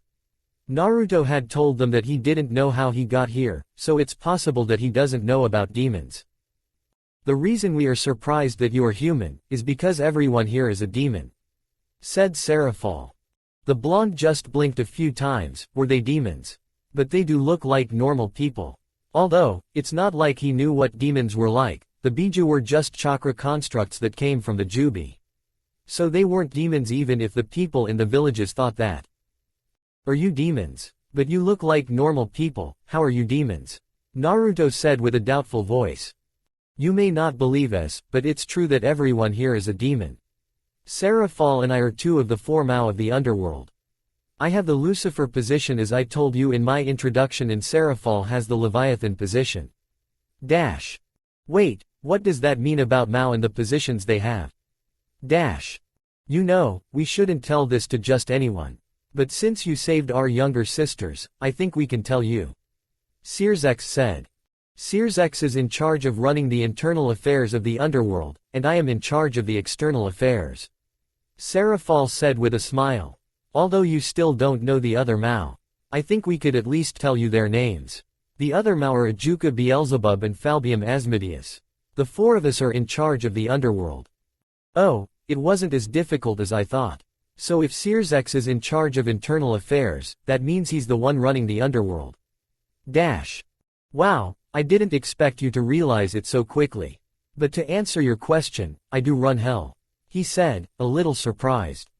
It seems that Naruto was lucky to meet important people from the underworld, although he didn't know if he should tell them about the truth of how he got here. And in all this time he hasn't asked Kurama anything. He needs to ask him, if it would be a good idea to tell them how he got here. But he left those thoughts for later. He was dying of hunger. He didn't know why he was so hungry, if he wasn't hungry when he was in the strange place where he arrived in the beginning. When he was about to ask them, his stomach won the question. Since it started to rumble loudly in front of everyone. The blonde was a little embarrassed by that. He put his arm back, scratching his head in a nervous manner, and asked them. "Excuse me, but could you give me some food? I haven't eaten anything all day," she said with a nervous voice because of what just happened. Those present had laughed a little in a low manner, at the previous event. Sona had spoken first before her sister or Sirzex spoke. She had remembered that she was going to give some food to the blonde, as a way of thanking him for having helped them. "It's true I told you that you could eat when we got to my house, there's no problem with that, right? Oni-sama." "No problem, Sotan. At least it will serve as thanks for having saved them," he said with a smile, although in his mind he was thinking that this would help him to get to know him better. He didn't know why he was thinking that way. If he had just met him, he decided that he would at least try to get to know him to understand the reason for his actions. When they were about to enter, Sirzex spoke. "I would like to accompany them, but I have to go. I have to take Rias home and secure the surroundings, to see if there are no more fallen angels." "Let's go, Rias, we have to come up with some excuse for mom and dad so they don't worry." "But I wanted to stay longer," Rias said, pouting. "Can't we stay a little longer, Oni-sama?" she said, doing the most fearsome technique for every sis with puppy dog eyes. Sirzex used all his willpower to not fall for what Rias was doing. But no matter how hard he tried, he wasn't succeeding. Fortunately for him, a magic circle appeared. Naruto was surprised by this since he had never seen something like that before. He wondered what kind of jutsu it was. But the others in the room knew who it was. It was Graphia, Sirzek's queen. When she finished materializing in front of everyone, she spoke. Sirzek-sama has to go back to finish the paperwork he left behind. He was absent for the whole afternoon, he said to Sirzex, horror, who had forgotten about it, because he was looking for Rias. Right now he didn't know if his presence was a blessing or a misfortune. He didn't want to do the paperwork, it seemed endless. When he finished one column of them, another one appeared, and it was like that every time he finished one. "It seems that he has already found Ojo-sama," he said as he looked at Rias beside him. "Now that he no longer has to do the search, he has to return immediately," he said with a firm voice that didn't allow for any objection. Rias had resigned herself because she knew that when her brother's queen spoke that way, she couldn't refute. So he said goodbye to Sona, Serafall and Naruto. And he approached his brother. But before he left he said, "Sona, can I come tomorrow?" Rias asked because she wanted to play with Sona again, and it would also serve to ask Naruto if he wanted to be her friend. Sona didn't see any problems with that, but she turned to look at Serafall, who simply nodded.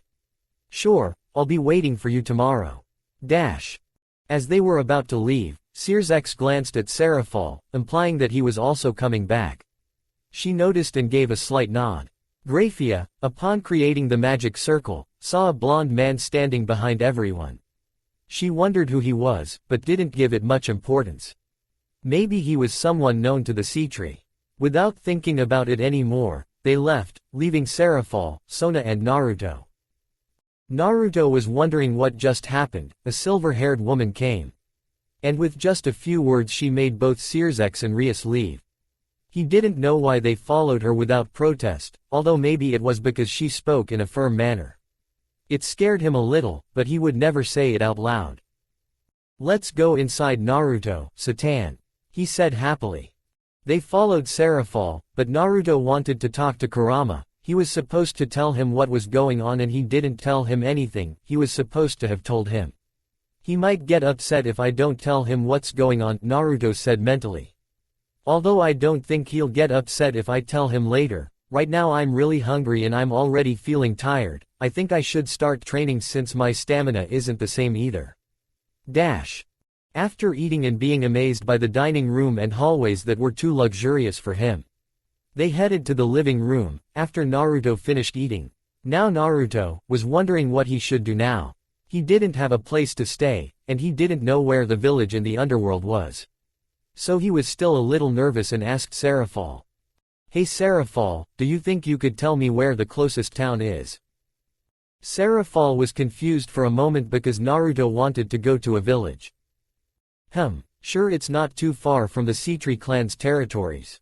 You'd just have to go south of the mansion for a while and you could find a town. Even if he told him where it was, he had doubts about why he wanted to know that. So he decided to ask, "Why did you want to know that, Naruto? Is there something you need from there instead of going to the human world?" When Naruto heard that there was a human world, he was a little surprised. He thought that there was only this place called the Underworld. Right now Naruto didn't know how to answer. He was supposed to come from that place, but he just found out about its existence right now. Right now he needed Kurama's help to give him a credible alibi. But right now that would take time, and he didn't know if Kurama was awake, and if he wasn't he would have to enter his subconscious, and that could take time. And that was what he didn't have. He would have to manage on his own in this moment of urgency. He calmed down a bit when he remembered that he could have done so many things without her help, and how difficult it would be to give a credible alibi. After a few seconds he was able to answer, believing that maybe this would work for him. Serafall and Sona were waiting for his answer, but Naruto didn't say anything. They noticed when he lowered his head a little and had a sad look on his face. "It's because in the human world I don't have anyone," he said with a little sadness. On one hand, it was true that he didn't have anyone in this world. He was the same as in the elemental nations when he was a child, although at least there he had the Sandaime who visited him whenever he could and invited him to have ramen. The sisters, realizing that Serafall touched a sensitive spot, regretted asking that. Sona was looking at Naruto with a sad face. He may not like what his sister calls her, but he still loved her very much, as well as her parents. She didn't know how she could be in her life knowing that you don't have any family to support you or any friend that doesn't make you feel alone. Naruto raised his head, action that was noticed by both. He had a determined look, something that caught Serafall's attention. Naruto knew that, although he was supposed to tell a lie, he ended up saying something that was true. It was at this moment that he asked himself why he agreed to come to this world. He could have stayed in his world to be with his family, but somehow he chose to accept. He told himself that he should not regret it because it was the path he chose. And even if he is not in the elemental nations, he would follow the nindo that he used throughout his ninja career. "I will never regret my words, because of them how I ended up here. When I finish my words, I speak in a determined manner. I may not know where I ended up falling here, and I may not have anyone waiting for me. But if there's one thing I've been sure of my entire life, it's that I'll never go back on my words." Remembering the moments when he started as a genin, until he left the village with Jiraiya, and even less so, "I'll give up on the things that life can give me." Remembering the moments he spent when he returned from the village until the moment he fought Sasuke. "I'll always move forward no matter the adversities, because that's my nindo." Those words were engraved in Serafall and Sona's minds. Although they seemed like just a few words, they conveyed more than one might think. Because those words were from a person who had overcome hatred and did not let himself be carried away by revenge. They were the words of a person who had experiences that would serve him throughout his life. I got a little carried away," Naruto said with amusement in his voice. Serafall and Sona only shed a drop of sweat. He had given a good speech and had ruined everything in the last part. But what could be expected from Naruto? That's how he is, and, even if he matures with time, he will not stop being him. "Well, to answer your first question, I wanted to stay somewhere. I don't have anywhere to sleep. And I wanted to know where there was a town where I could rent an apartment or a room." "Oh, that's what you meant. But I don't know if you'd be able to find that in a village easily. Isn't it better for you to know where the city is?" Serafall said doubtfully, but before Naruto could speak, she did it first. "But I think it's better for you to stay here tonight. It's getting dark and it would take you a long time to get to the city on foot." Naruto wasn't expecting that offer. He thought that maybe they would give him food and he would have to find a place to sleep. It didn't cross his mind that they would let him stay. "But, I don't know if they would let humans rent an apartment or room in the underworld," Serafall said with doubts. While Serafall was thinking if that was possible, Sona thought that they could let him live in the mansion as a guest. And she asks her sister, "Oni-sama, couldn't we let him stay in one of the rooms here?" Sona said with a bit of hope in her voice. Although, it didn't seem like it, she admired Naruto a little. And he could help her in the occasions when she couldn't ask her Oni-sama. Serafall thought about those words. If it were up to her, She would let him stay, but it's her parents' house and they hadn't returned yet. She didn't know what they were doing, so she couldn't ask them to let him stay. But right after thinking that, she remembered that she could make a magic circle of communication. She almost hit her head for not remembering something so simple. She turned to Sona and said, "Okay, I'll try to convince our parents to let him stay. They'll probably let Naruto stay after what happened today. I'll be back in a moment," she said as she left the room and headed out into the hallway. Naruto and Sona were left alone. He definitely didn't expect this outcome. He didn't even have time to say anything and they were trying to make him stay in this place. Sona, seeing the blonde, decided to ask him something. "Naruto, could you answer my question?" Naruto nodded, intrigued by Sona's question. Even though she was only a 6-year-old girl, she sometimes seemed to be mentally older or even older. Naruto thought she was very intelligent, maybe a genius, but he couldn't confirm it. So he thinks she's just very smart for her age. "How can you be happy after being alone for so long?" Sona wanted to know what Naruto did to have that conviction when he spoke a few moments ago. Naruto simply smiled and gave Sona an answer. "It's because I had a goal I wanted to accomplish," he said, remembering when he decided to become Hokage so that everyone would recognize him and treat him like someone important. "What was your goal?" I asked with great curiosity. She may be smarter than the children of her age, but she was still a child. "I wanted to become the leader of my people. I wanted people who saw me walking to recognize me. And for them to stop looking at me the way they always did," he said with a smile at the end. Sona could understand that this could be a motivation to not give up, but she didn't understand why he would be happy about it. Maybe there was more to Naruto's life than she thought. She decided she wouldn't ask him any more questions for now. Maybe later she could get Naruto to tell her why. After a few more minutes, Serafall came back in with a smile. Apparently she had good news. "They agreed to let you stay, Naruto. After explaining and getting them to calm down, they didn't see any problem with you staying." She finished explaining with a smile. She herself didn't know why he was happy that she stayed, but she didn't give it much thought. Sona was happy like her sister. That meant she could ask Naruto more questions, and be able to know what his life was like before falling into the underworld. "Follow me, I'll guide you to the room where you'll be." Naruto simply nodded. He stood up to follow Serafall, and Sona also wanted to know where the very large mansion was going to be, and it wasn't a good idea to knock on doors until she knew where Naruto was because he simply didn't want to follow them. Moments later, somewhere in the Sitri clan mansion, the three of them can be seen in front of a door. "Well, this will be the room where you can stay. It's not very big, so I hope you don't mind it being so small." Serafall opened the door after speaking, and they entered the room. They could see the room that was much larger than their entire apartment in the elemental nations. It had a bed that could fit up to 6 people, to its right. There were some small armchairs that were in front of a large window that gave the view outside. There was also a desk that was to the left of the bed, and in front of it there was a sliding door that led to the closet. You could say that it was a simple room, but it had what was necessary. It even had a bathroom included. Naruto didn't know what to say. This room was much better than his apartment in the elemental nations. If this room was supposed to be small, then how would it be a big one? He shook his head to get rid of that thought. "No, it's okay, I don't think I'll find it uncomfortable. Thanks for letting me stay here," he said nervously. "Don't worry, if you need anything you can call my room, which is at the end of the hallway turning right at the second door you see." Serafall said, happy that she could talk to Naruto when she goes to her room. She could get to know him better, and that somehow made her feel happy. Sona on the other hand was happy that at least their rooms weren't that far away, so she could ask Naruto more questions and get to know him better. "Well, that would be all, I hope you can rest." Serafall said goodbye, leaving the room with Sona. Naruto approached the bed in the center and threw himself on top of it.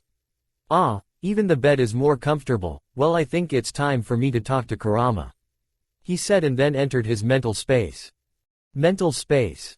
As Naruto entered, he noticed that Kurama was still asleep. He didn't know how sometimes Kurama could be very lazy.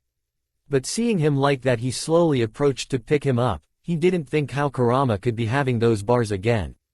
Although Kurama knew he was his best friend, those bars had bad memories for Kurama. So he tried to open it again, but he wondered why the bars weren't supposed to be there. If he remembers correctly, this wasn't even there when the other part of Kurama stayed with him when he faced Madara, Kagaya and Sasuke. He would have to find out how to open it again because, even though he still had the key to the previous seal, he didn't know if it would work. Since he wanted to remove his doubts, he pulled up his arm and channeled chakra into the tips of his fingers. He pulled up his overalls and placed the two of them on his abdomen, and turned his hand and waited for a moment. But nothing happened. It seems that wasn't what he had to do to be able to open those gates. Seeing that he couldn't open them, he simply approached Kurama and spoke to him. "Kurama, get up, I have news about where we are," he said in a calm voice. He waited for a moment and Kurama stood up. "Oh, and what news did you find out, Naruto?" "Well, to start with, it seems that we are in a world where there are fallen angels, demons and angels. I didn't know that existed in this world. But what are they supposed to be like? Well, I only saw one fallen angel, since I had to face him. But there aren't many physical differences between humans and fallen angels. Apparently, they have black wings similar to those of a bird, but I don't know if they can hide it or if they are just outside." "Why does the last Gaki say that?" "Because when I saw him he had his wings outstretched. And I don't know if they always have them outstretched, because if not, they physically just look like any other person, and I don't know if all fallen angels have the same aura. Because the one I had a fight with had an evil presence." Good deduction, it seems you are growing mentally," he said with a bit of pride. I think, thanks. It was very rare to receive a compliment from Kurama, so it felt great to hear that. Back to what I was telling you, with the demons I didn't see if they had wings or not. And even if you don't believe it, I was able to talk to 2 of the 4 demon bosses. They are called Mao, and each one plays a role. And how did you manage to meet them? If they are supposed to be the most important demons, they shouldn't be in plain sight. Well, that happened after I defeated the fallen angel, because I wanted to do something to 2 girls I met in the forest. They turned out to be the sisters of 2 of the Mao. I don't know if you're lucky or if something just has to happen to you around you," he said mockingly at the end. Naruto ignored that last thing and continued talking. "And I don't know about angels, but if there are supposed to be fallen angels, there should be angels, don't you think?" Kurama nodded. "It seems you're growing, Naruto," Kurama said in his mind. I forgot to tell you. But the place where we are is the Underworld, and it seems that all the demons are here. And it was very strange that a human was here. There is a place called the human world, and yes, just as it says, all the normal people are there. Looks like you've been busy, huh? And did you discover anything else about Senjutsu? There's not much to say. I discovered that I can be indefinitely in Senjutsu, or I think that's what happens. I couldn't use it much when I had the fight with the fallen angel, so I don't know if it's indefinite or not. But I did discover that I have much more strength than normal when I used Senjutsu. So they are different, huh? Naruto, I think you should start training. You don't know what could happen, although I think you should start from the basics. Even if you trained with the pervert, who didn't teach you much about ninja techniques, and let's not talk about your team sensei. I'll have to help you be able to do all the things. I also have several jutsus that could help you, so find a place where you can train and do it quickly. We don't know how much time you have before this can get busy. Get ready, Naruto, because after this you would rather not want me as a sensei," he said with a macabre voice and smile. After leaving the mental space, Naruto felt tired. The day had ended very quickly. He did not understand how it could go so fast. But he still wanted to go to sleep. He closed his eyes waiting for him to fall asleep. Inside Naruto's dream, Naruto was walking through the village of Konoha. He didn't know what he was doing there. He was supposed to be in the dormitory they gave him. Although he wouldn't deny that he missed the village a little, finally after so many things that had happened they had recognized him and called him a hero for defeating Nagato. They no longer looked at him with looks of hatred or contempt, they looked at him as he was Naruto Uzumaki.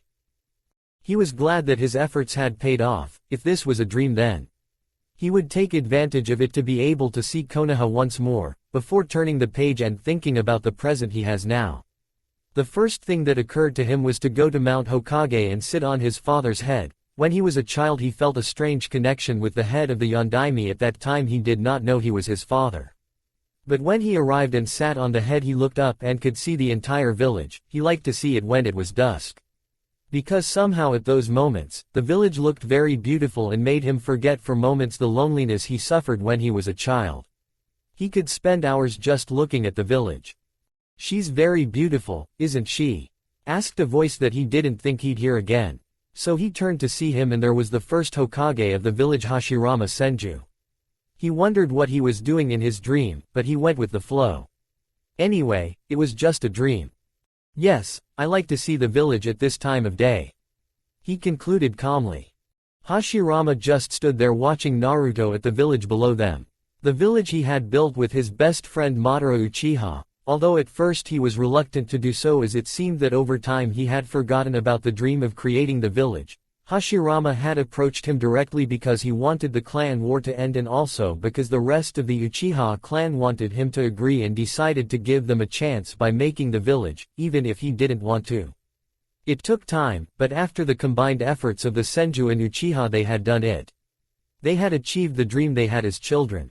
There would no longer be a war between them, everything seemed to be going well. But he never expected that Madara was against him being Hokage. Somehow he thought he wanted to oppress the Uchiha. He tried to get support to take away his leadership, but they turned their backs on him.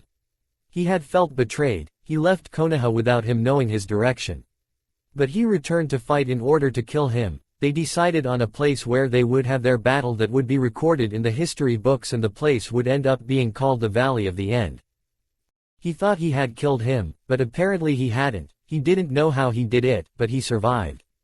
And he ended up being the cause of the Fourth Great Ninja War. It was the worst war he had ever seen, even if all the villages had come together to fight against the technique his brother made called Edo Tensei. He had told him it was a bad idea to do that jutsu, but he didn't listen. But he wasn't the cause of as many deaths as the Jubi. He was much worse than the Kyuubi, but it was in that war that he discovered a boy who had the will of fire burning strongly in him. His name was Naruto Uzumaki. For some reason he felt a small connection when he saw him. He didn't understand why, but when the war had advanced to a point where they couldn't help anymore, the Sage of the Six Paths told them the story. And it was at that moment where he could understand that small connection with the blonde. He supposed that both were a reincarnation of one of the sage's sons. They were almost like the same person. He thought that maybe he could use the Mokudan. But when he saw Naruto fight before, he realized that he couldn't. He thought that maybe he could give him a scroll of Mokudan jutsus, but unfortunately it wasn't possible. It was clear that he didn't need it. He knew how to fight with what he had. When the Edo Tensei ended, he thought he would never see him again. Even though they hadn't talked or seen each other much, he still liked the boy. So when the sage told him he could talk to him once more, he agreed to see him. Maybe because he reminded him of what he was like, and even though he couldn't teach him Mokudan, he could give him the experiences he had as a shinobi so that he could use it in the future. And right now he had him in front of him. The two of them were looking at the village of Konoha. Hashirama decided to speak again. "Hey, Naruto, it's good to see you again. Even if it's not through normal means." Naruto wondered what he meant by seeing him again. If this was a dream he wouldn't have to say that. So to clear his doubts he asked, "See me again? But this is a dream, right?" "You're partly right. Is it a dream?" "Yes, it is. But thanks to Rakudo-Senin I was able to talk to you again." Hearing that, old Rakudo was shocked. He had sent him with him and he didn't say anything. What other hidden things would he have on this trip that never ceases to surprise him? I don't understand why you are here." "Well, I came to show you the Mokudan, but it seems that you can't use it. I thought that since you are the same reincarnation of the same person you could use it, but I was wrong. So I thought, since I can't give you the Mokudan, at least I could give you the ninja experience that I have. Although you won't be able to do everything that I did, because giving you that doesn't mean that you can do it right away. At least you know what you have to do if you try to do something that you think is useful in the experiences that I'm going to give you." Naruto was a little saddened to learn that he wouldn't be able to use Mokudan, but at least he could be a better ninja with the experiences of the ninja who was considered shinobi no kami. He wondered if Kurama could hear this, but he didn't hear it at any point in the conversation. So you're going to give me the experiences you had as a shinobi? Why would you give me a gift like that? Did I do something to deserve it? He asked doubtfully. Although he would like to be given a gift like that, he didn't understand why someone would give him that. Hashirama scratched his head at the question. It was true that he had no reason to give him that. Somehow he liked the boy and he thought that since they were reincarnations they should at least help him a little.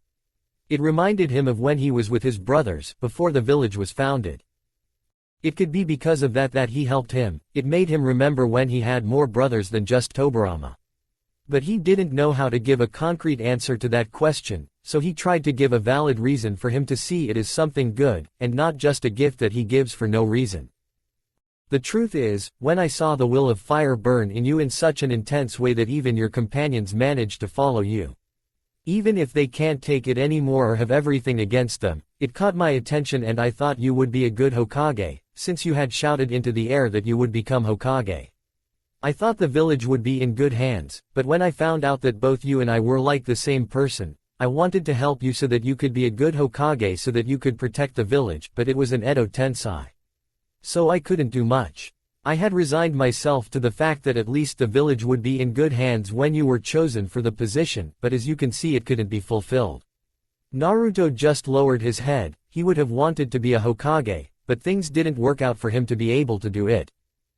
It was at a time when the Rakudo Sennin had told me that I could talk to you again. I thought that I could at least give you something that would help you in this new journey that you were embarking on. For that reason I wanted to give you the Mokuton, but as you already know you can't use it and the other thing I had left was to give you my experiences gained throughout my life as a shinobi. So tell me Naruto, would you accept this gift that I'm giving you? Naruto was thoughtful. He could accept the gift. He saw no reason to refuse. The experience would be good for him. Although he had been a shinobi he was too young to be in service. And he didn't know almost any jutsu, so the gift that the Shodaime wanted to give him was the best that they could give him. After thinking about it for a moment Naruto decided. I will accept the gift, Shodaime, he said with conviction. Hashirama had a small smile. He expected great things from Naruto, even if they didn't believe him, but it was true. So he raised his right hand in the form of a fist. Naruto understood what he wanted to do so he simply raised his fist joining it with Hashirama's. As he did so, Hashirama began to fade away little by little. Naruto didn't understand why, so Hashirama calmed him down by saying, "Calm down Naruto, this was going to happen, you're literally absorbing me. It had to be this way so you can have my memories, although you won't have many problems with this. Because we are almost the same person, I wish you luck in your new adventure Naruto. I hope this helps." When he finished speaking Hashirama had already disappeared. Naruto thanked him even if he couldn't hear him. It only took a few seconds for Naruto to have a huge headache as he felt himself disappearing several clones at once. In his last moments of consciousness he had forgotten about the clones in the forest, perhaps they had explored the place. If they did that he wouldn't need to ask where there would be a quiet place to train, since he would have the memories of his clones. He fell unconscious with that last thought. Out of Naruto's dream. It was already dawn, and we can see Serafall and Sona getting up and heading to have breakfast. Both of them were wearing the clothes they wear to sleep. Serafall was wearing a cream-colored nightgown with a high collar and some shorts that were comfortable for her. Sona was wearing a blue-colored dress that was full length.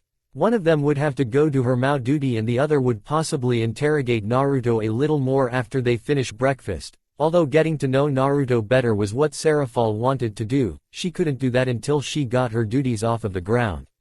Luckily for her, there weren't as many of them as the other Mao. She was happy about that. She wouldn't want to be doing paperwork all day. The sisters were wondering where Naruto was. He hadn't appeared for breakfast. They thought the most logical thing would be that he had gotten lost in the hallways. So they decided to go to his room hoping he was there. When they got to the room they knocked on the door to see if he was inside or was in the hallways, but no one answered. They decided to open the door to see if he was inside. They entered the room, but he wasn't there. They were surprised by that, but they heard a door open and they both turned around. They didn't expect the blonde to come out of the bathroom with his pants on, but with his torso exposed, he was drying his hair with a towel as he walked forward. Serafall blushed at seeing him like that. She didn't want him to see her as a pervert who had entered the room with the intention of spying on him.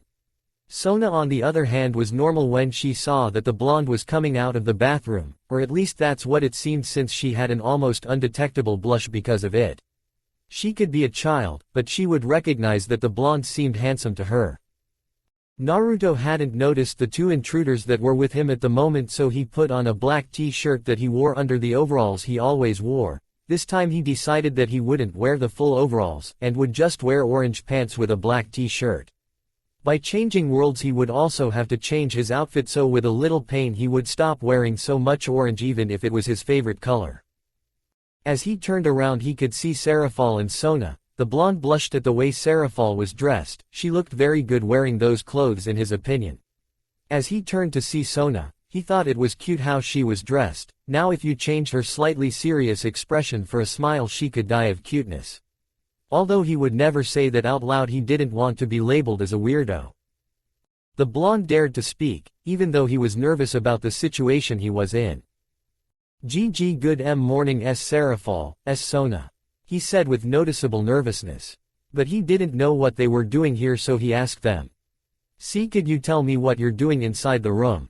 he said more calmly. Serafall wanted to talk, but the words weren't coming out, something strange for her. So the one who spoke was Sona. "We had entered the room because we were looking for you, since we didn't see you in the dining room. We thought you had gotten lost in the hallways." Serafall just nodded to confirm what Sona had said. "Ah, okay. I didn't think you'd be waiting for me. As you can see, I had just gotten out of the shower and was about to go to the dining room," she said calmly, although she still had a small blush on her face seeing Serafall like that. "I think we should go get breakfast," Sona said. Naruto and Serafall nodded and headed to have breakfast. After breakfast, which was a little tense, Serafall had to give Sona a warning. She almost forgot to tell her about it. It was important enough to forget. "Sona-chan, Mom and Dad are arriving today," she said with a smile. Sona was glad, even though her parents had made a short trip to Kyoto that only lasted about 4 days, she had missed them. "Do you know what time they arrive, Oni-sama?" she said in a happy tone, which did not match the somewhat serious face Sona had. "They were supposed to arrive a little before me, so it could be before the afternoon. I think it would be a good idea to introduce them to Naruto, don't you think, Sona-chan?" Sona nodded. It seemed like a good idea, and it would allow them to trust him and let him spend more time with Naruto. For Sona, the blonde was a mystery that she would like to solve. Although it was rare to see a human in the underworld, one could let it go because he might know how to use a magic circle that would transport them here, but in Naruto's case, he didn't know how he got there. He would try to solve this case, even if it costs him his entire life. Anyway, being a demon he can live for a long time, so time is what he has to spare at the moment. While the sisters were talking, the blonde was thinking if it would be a good idea to ask for a place to train, although this could cause him more problems because he would have to answer why he wanted to know this. The other option was to undo the 3 clones that were still in the forest the day before, but it would be of no use if the clones had stayed in the same place. He didn't know if they had moved or not. He might be taking a risk, but there was no other option. But before doing something risky, he undid the clones he left behind. It seemed that everything was fine until he saw all the memories of his clones. Flashback. Pav clones. When the boss left, we stayed behind thinking he would come back, but he didn't. He just told us to make a distraction, but even when we did, he didn't get rid of us. I don't think he forgot about us. Maybe he left us to watch over the fallen angel. Yeah, that must be it. He might want answers and he could give us the answers we want. Between the 3 of us, we put the fallen angel at the base of a tree. He looked like he was very hurt, so we tried to ask the questions as quickly as possible. "Hey, do you think he's going to give us answers?" "I don't know, but we have nothing to lose by trying. Right now, it would have been useful to learn how to interrogate a person." "You're right, maybe we should have learned a little when we were in the village. We could have asked the crazy examiner of the Chunin exams to teach us. I don't think that was a good idea, and he could have killed us while he was teaching us. You're right, but then how are we going to get the information we need? You know we don't know how to do genjutsu either. I think the boss didn't have much ninja training, he's supposed to do some cool stuff like Dad did. Looks like he'll have to do some full ninja training. Dash. But even if he does that, there is no one who can train us in genjutsu. Dash. The clones continued talking amongst themselves, not realizing that the fallen angel was waking up. He was confused as to where he was supposed to be fighting a human. It was at that moment that he remembered that he lost against the human. He was supposed to be a fallen angel and was superior to that measly human. He tried to get up, but he couldn't. His whole body hurt when he moved. It seemed that he had several broken bones. He didn't know how a human could do this to him. He surely had a sacred gear, that should be why he was able to defeat him. No human could have that strength. He should retreat and explain what happened to his boss. If they stole the sacred gear he had, he would surely be stronger than the Mao, but before doing that he would have to recover from his injuries. He still had magic, but he never knew how to do healing magic. If he rested for a while he could be in a condition to be able to move and leave to notify everything that happened. He thought it would be a good plan until he looked to the right, there was the human who defeated him. Now he was in trouble with him here, he couldn't do that, possibly kill him before it happened. He would have to do something to escape his sight, but he didn't know what. The clones, after talking about the things that the original should do, turned to the fallen angel. They saw that he was awake so they could take advantage of these moments to get answers. One of the clones approached him and spoke to him. Since you have woken up, we were hoping you could give us some answers. I hope you respond, because your life could depend on it. Said the clone seriously. Do you think I will answer your questions, stupid human? Dash. Well, I tried to make it the easy way, but you didn't listen. So don't blame me for this since it was your fault. Dash. The fallen angel just snorted what the human could do to him. If he didn't answer, he would win, and he didn't think he could do anything to make him talk. Unfortunately for the fallen angel, it was the worst thing that could have happened to him in his entire life. Okay, I'll tell you whatever you want, but stop. Dash. The fallen angel couldn't bear the mental torture the blonde man put him through. He didn't think he would have such a level of torture. He never expected to see that in his life and he didn't want to repeat it. It would be a trauma for him for life, if he doesn't commit suicide first. The clones just smiled. The torture plan worked completely, and the fallen angel would answer all their questions. Okay, you can stop now, said the clone that was talking to him earlier. He didn't think that doing that would work and very well. Maybe he should use it as torture more often. Thank you. I finally finished. I didn't think I could bear to see that any longer. Then answer my questions in the form of thanks. The angel just nodded. Well, then my first question is, why were you after those girls? He said in a tone that if he lied to him, he would make him see that again. The fallen angel didn't want to answer, but he didn't want to see that torture again. But it was that or his sanity, he instinctively chose the first. Okay, I'll tell you, I had been given the mission to kidnap the Mao's sister. But seeing that I couldn't, I was about to withdraw, when it seemed that the mission was going to fail. The girl entered the forest with the sister of another of the Mao. I couldn't pass up the opportunity. The blonde nodded. He didn't know why that was and he didn't know what the Mao were either. Maybe the original knows, so he put that aside and asked him. And why did they send you to do that mission? The fallen angel just had a smile. The clone had a harder look. He didn't know how funny this was. Because you have that smile, he said seriously. The fallen angel made a bigger smile. The clone got annoyed by that and yelled at him, tell me what you find funny. And answer the question already. The angel dropped the smile and said, it's simple, my boss sent me so he could create a war with the demons. The clone didn't know that the girls were demons, but he put that aside. He was more curious about something else. Who is your boss? He wanted to know who sent him here, even if he couldn't do anything at the moment. At least he wanted to know who it was that wants to do all this. The fallen angel just snorted. He wouldn't tell him the name of his boss. If he did, it could make his plans go down the drain, and it would be his fault. Do you really think I'll tell you his name? The blonde got angry and hit the fallen angel in the ribs. The latter spit blood when he received the blow. He was still injured and his bones looked like they were puncturing along. Whatever you do, I will never tell you, I will never betray his trust. Even if Naruto hit him all he wanted he wouldn't get any answers from him. He let out a sigh. The fallen angel looked like he was going to die from his injuries. He wasn't a person who liked to kill people even if they were his enemies, but he knew that if he was a ninja he had to do that at least once. And since he had someone who was about to die he decided that he would help him in the process. He glanced at the clones behind him, they seemed to agree with him. The clone wanted to know if he could do the Rasengan. He wasn't supposed to be able to, but with the help of another clone maybe it was possible. He raised his hand and one of the clones helped him. He started moving his hands to try to do the Rasengan like when he was a child.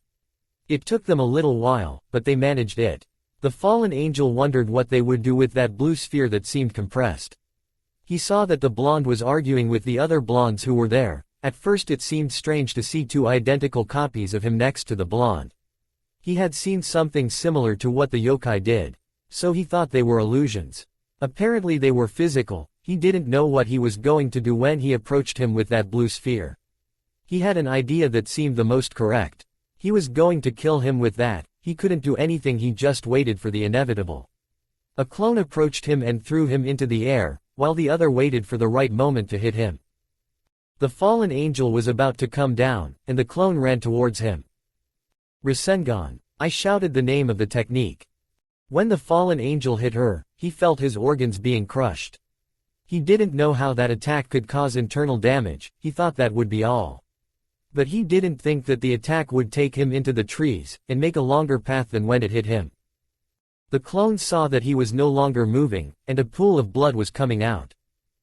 Do you think the original will be upset? I don't know, but at least we have some information. You're right, he'll surely be happy with what we discovered. The clones waited a moment, not knowing what to do.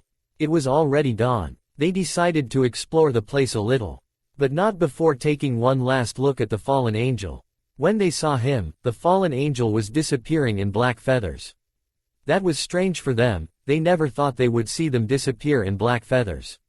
They were going to comment on that, but they disappeared in a cloud of smoke. End of flashback. Naruto was left not knowing what to think after seeing everything his clones went through, although he knew more than them at this point. He didn't agree with killing the fallen angel, he was not a fan of killing people. But he knew he had to do this at some point, he hoped it wouldn't be so soon. 2. Ruto. Naruto. Grito Serafall. Naruto reacted to the call with the third shout. He hadn't noticed at all that he was being called. Had anyone noticed that he was so quiet? He should have been more attentive, now he would have to say something credible so as not to have so many questions. Oh, sorry, what were you saying? I was saying that my parents will be coming over a little before I get there, and it would be nice if you introduced yourself. It would be nice for you to meet them, they were the ones who let you stay. She said with a pout. She thought he was making fun of her, she was curious as to why he was like that. Naruto, could you tell me why you were like that? She said with a little nervousness. She didn't know if he would answer, but she didn't lose anything by asking. Well, I was just thinking where there might be a place to train. In the end Naruto decided to be honest, he didn't like to lie so much, it wasn't his way of being. Train. Do you have knowledge on how to use magic? Serafall was curious about that. Although all of the supernatural beings knew how to use it, she didn't know of many humans who could use it. On the other hand, Naruto didn't know what magic was, he used chakra. Could that be why he didn't feel it in them? It would make a little sense that they didn't use chakra, he was in another world. So it wouldn't be so strange, he wondered if he could use magic. No. I wanted to know where there was a place where I could train to strengthen the powers I have. Sona remembered the first time she saw Naruto, his eyes were different, he told her and Rias that it was a power he could use. Did she mean that she had to train it to be able to use it efficiently? Are you going to train what you used against the fallen angel? Sona asked. Naruto, seeing that he had a way out of this, took advantage of what Sona said. Yes, although I can use it, I can't use it at its full power, I still don't know its limits. Serafall was interested in what they were talking about. Did he use something that wasn't magic? Humans are only supposed to be able to use magic. So to clear her doubts she asked. Could you tell me what you are talking about? He said curiously. I think there would be a problem showing it to you. He said calmly. There was no problem showing it to him. But I need us to be outside, I can't do it inside. Don't you think? He said with a smile at the end. You're right, I had forgotten about that. Serafall said with her tongue out and scratching her head nervously. To Naruto that image made her look cute. He blushed at that thought. Wow Gaki, so you already found your future partner huh? He said mockingly. Naruto didn't think that Kurama was watching him, if so then he could have helped him a moment ago. Hey, Kurama, were you watching everything? He said in a tone that hinted at annoyance. It's fun to see how you managed to get out of this. By the way, we have to talk later about your memories Naruto. Closing parenthesis dash. You're right, we need to talk about that. Dash. After talking to Kurama, the three of them walked out to the mansion's courtyard. Well, since we're here, can you show me that power that Sotan talks about? She said in an animated manner, with stars in her eyes. Naruto and Sona sweat dropped at Serafall's attitude. Naruto moved away a little, got into position, and stayed still. After a few seconds he entered Senin mode. The sisters could see how he accessed the power he has. The contours of his eyes had an orange tone as well as his eyelids. Serafall could feel that the presence disappeared. She could say that if she didn't have him in front of her she wouldn't know he was there. When Naruto opened his eyes she could see that the shape of his eyes had changed into those of a toad. Why would his eyes turn like that? She asked herself mentally. This is what I used against the fallen angel. Dash. Does it have a name when you use it? Sona asked. She wanted to know if it had a name and if it didn't, maybe Naruto would accept that she give him a name. Yes, it's called Senin Moto. Dash. And what can you do with that? Serafall asked. She only knew that apparently her presence could disappear. Would it be a good idea to tell them what I can do when I use senjutsu? Calm down Naruto, just give them a basic explanation, it's not necessary to tell them everything you know. Closing parenthesis dash. But do you think it's a good idea? Dash. Gaki, you're just going to tell them something basic, you're not going to tell them your whole life. Closing parenthesis dash. Okay, but if something else happens you'll have to help me with this. Dash. Well, apart from having a change in my eyes, it increases my brute strength as a physique. I can also feel the presence of others. Dash. Aren't you forgetting something? I don't remember missing anything. He said confidently. Although he knew he didn't tell them everything, he didn't know that they had detected something about senjutsu that he didn't know. Safe. Dash. And. You really don't forget anything. Yes, very sure. Dash. Oni-sama, you could say what Naruto needs to say. Doing this is desperate. Dash. Don't be angry Sotan, I just wanted to ask if you had forgotten. She said, pouting. Saiso could you tell me what I forgot to say? Dash. Of course, when you used Senin mode your presence disappeared. He said with a smile. Naruto and Kurama didn't know that this was happening when he used senjutsu. Was it because he used chakra and they used magic? They didn't know if that was it. They should find out why this was happening. Wow, I didn't know that. Thanks for telling me Serafall. He said smiling. Serafall was glad for the thanks. She felt differently when Naruto said it. It somehow made her feel happy that he thanked her. Even though I'm curious to see what you can do with Senin Moto, I have to do Mao's work. He said with a depressed aura and teary eyes. He didn't like being in an office with papers, he would rather be with his Sotan or try to talk to Naruto. Both Naruto, Sona and Kurama had a drop of sweat appear on their heads.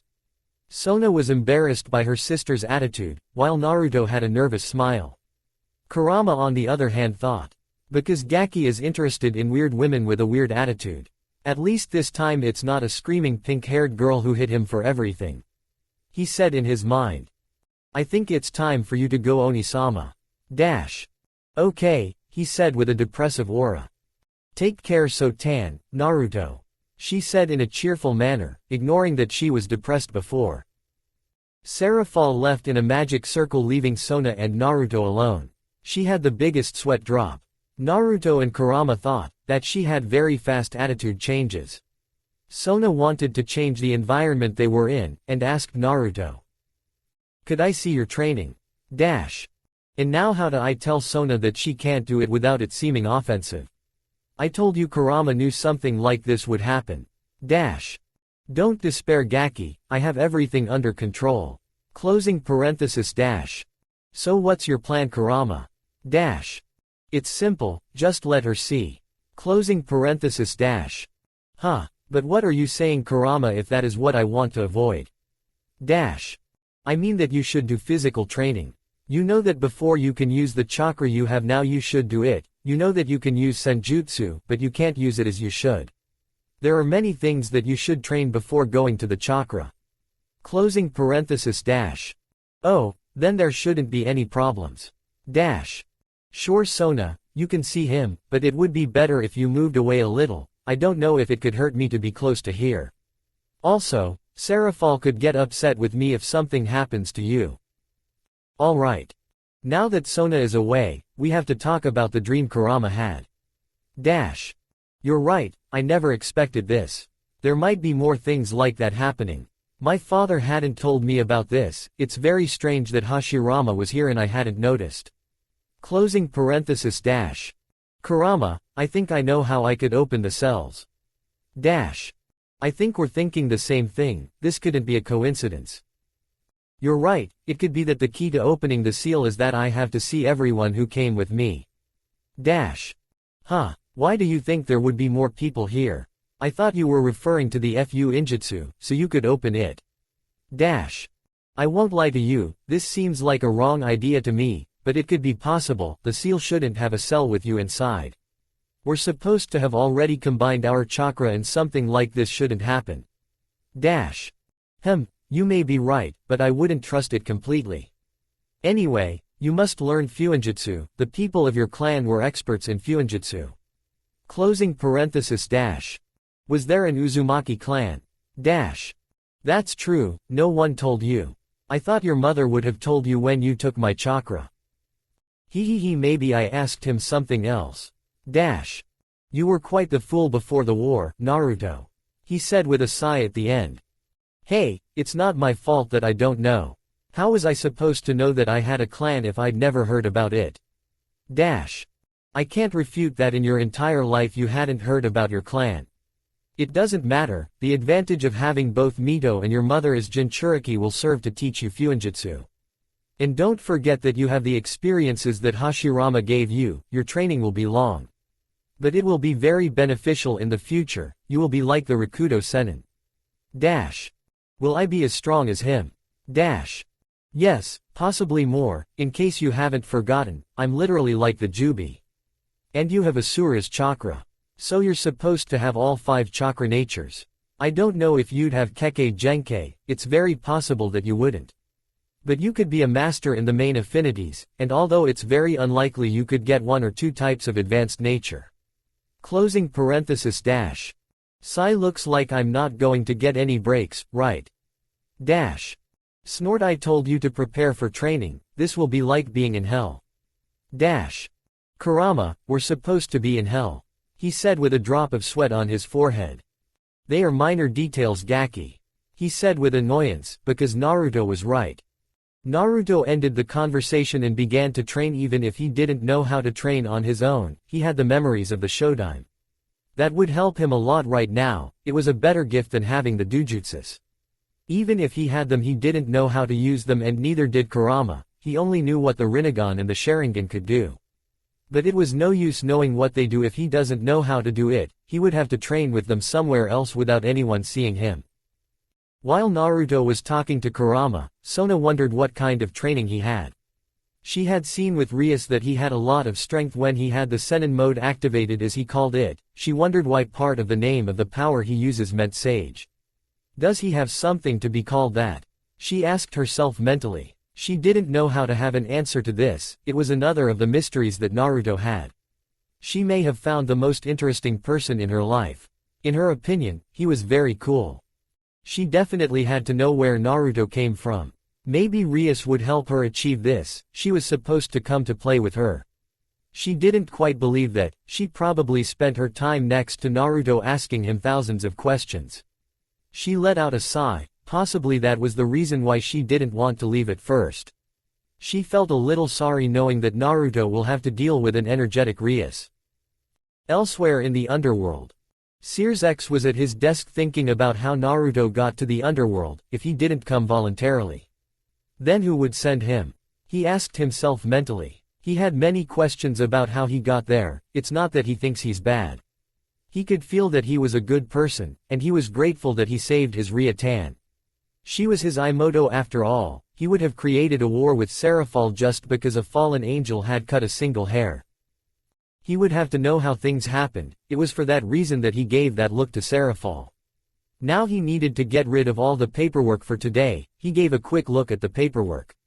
He had two options, finish everything or simply escape from his queen. It didn't take him long to get the answer, it was very simple for him. And that was to escape from Graphia without her noticing, and he gave it a name for an operation which it was.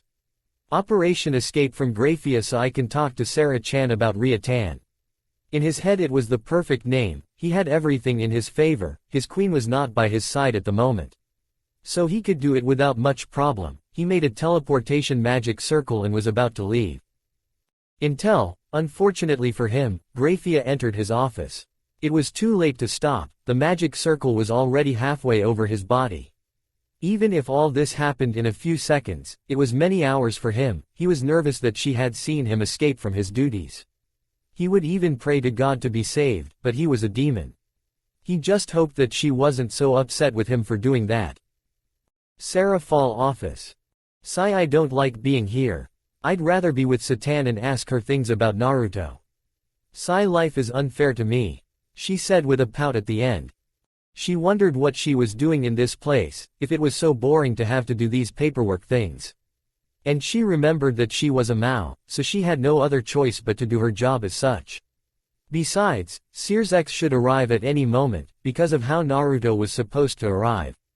That's what she thought for him to come, or maybe he has something else to come for. But even if she wondered how Naruto got to the Underworld, she wouldn't know the answer either. It was very strange, he didn't come because he wanted to and appeared in the forest behind the Sitri clan grounds. It seemed like it was an unsolvable enigma. Sona was somehow attached to him. Could it be that she also wanted to solve the enigma that was Naruto?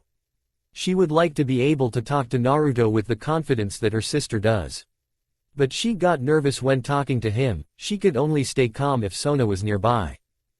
That would be a problem for her if she wanted to get to know him better. She was the older sister and she shouldn't be like that when talking to a boy. She should have the same confidence she has when talking to others. Now she knew what she had to do when she got home. She had to get rid of the nerves she has so she could ask Naruto questions. Serafall was still lost in her thoughts, so much so that she didn't see the magic circle that appeared in her office. When the magic circle revealed who it was teleporting to, Serafall was seen, who looked very nervous. But Serafall wasn't paying attention to who was arriving in the magic circle. Serafall on the other hand was waiting for Serafall to see him arrive. He saw her very thoughtful, he didn't know why she was like that. He simply walked over to her and blew his throat. Cough cough, but there was no response. Cough cough, she still didn't respond. Serafall sighed, he didn't expect her to be so deep in thought. Serafall, could you react? He said in a calm voice. Looks like I'll have to do something more effective to make it work.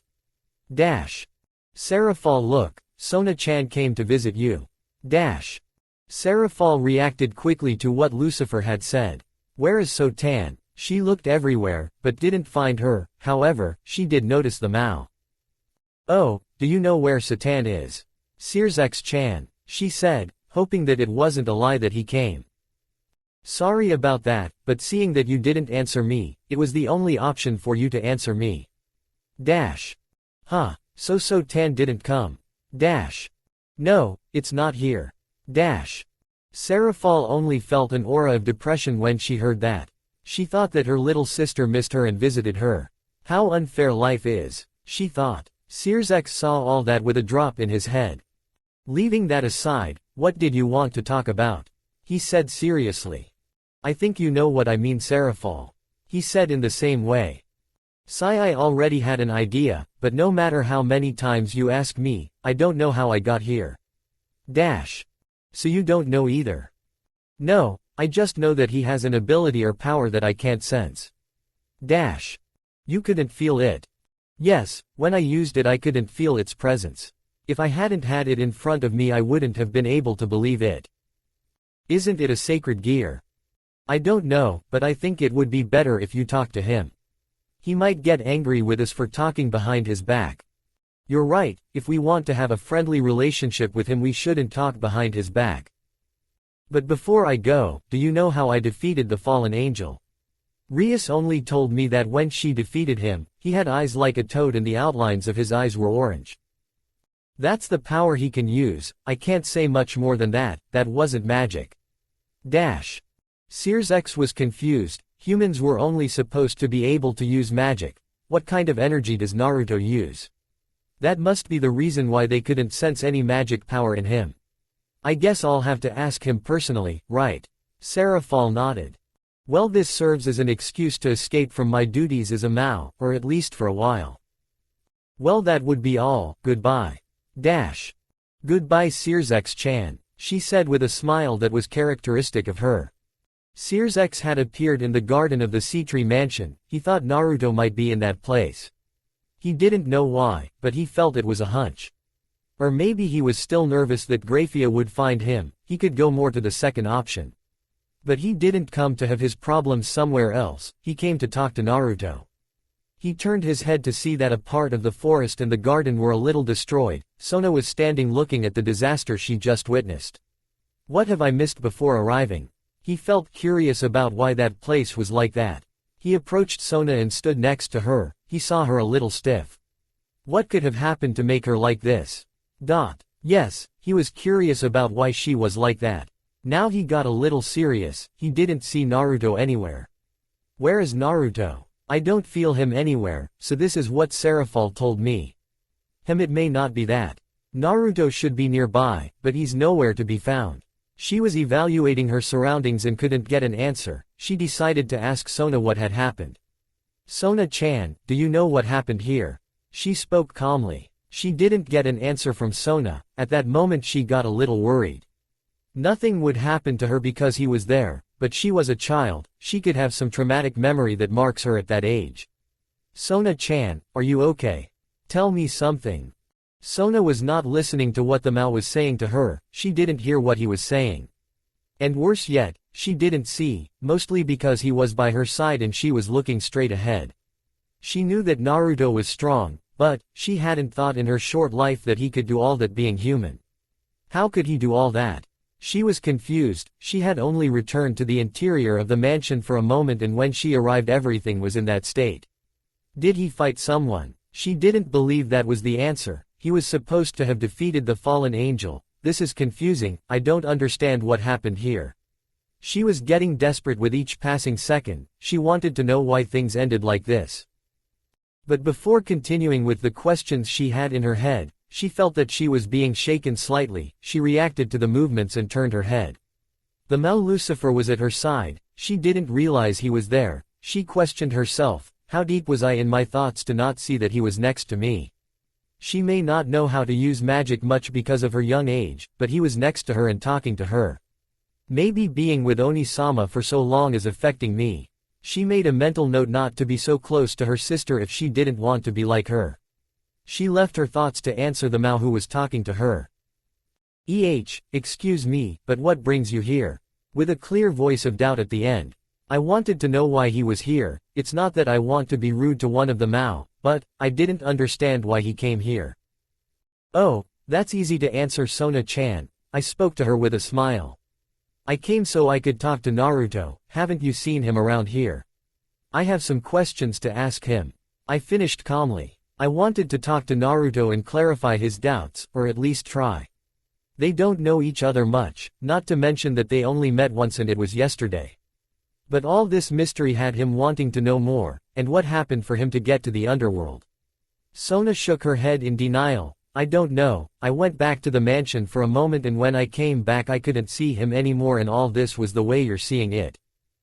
Sears nodded. I guess we'll have to look for Naruto, don't you think? Sona nodded. Before they both went to look for the blonde, they heard a loud noise in the forest. It wasn't heard too far away. They decided to investigate the place, anyway they wouldn't have any problems since Sirzex was there. Forest zone. They had approached cautiously, even if it was Sirzex who was in front. Sona was a child. She had to be careful that he didn't have any scratches. He wouldn't like to see an angry Serafall, because she had hurt herself with him being her provisional supervisor. It would be a catastrophe for the underworld. I don't want to imagine what she would do if that happens, he whispered. Who would make Sirzex-sama?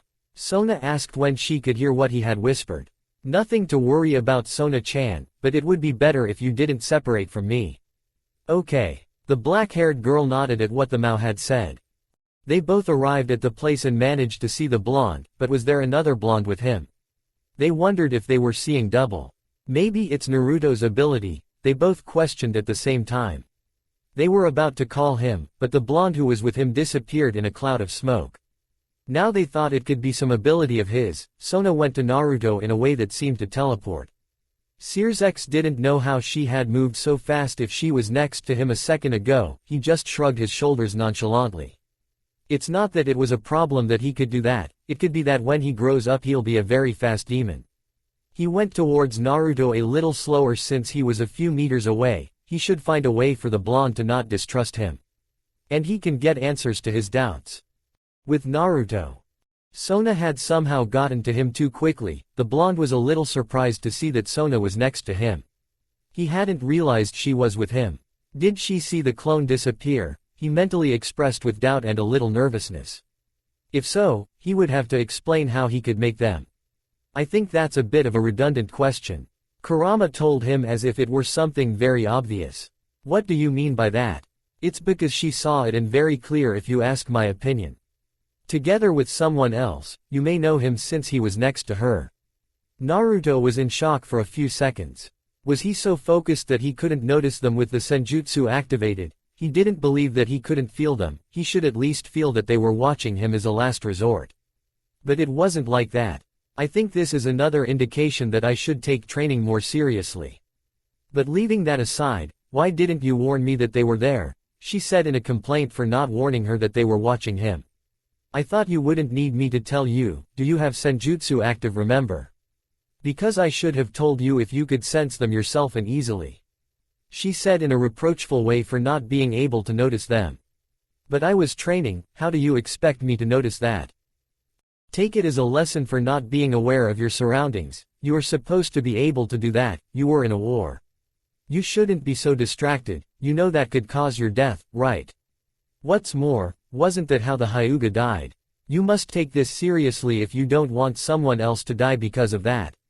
He said with annoyance in his voice. He couldn't believe he acted that way knowing that he could die from such a simple carelessness of not looking or feeling who was around you.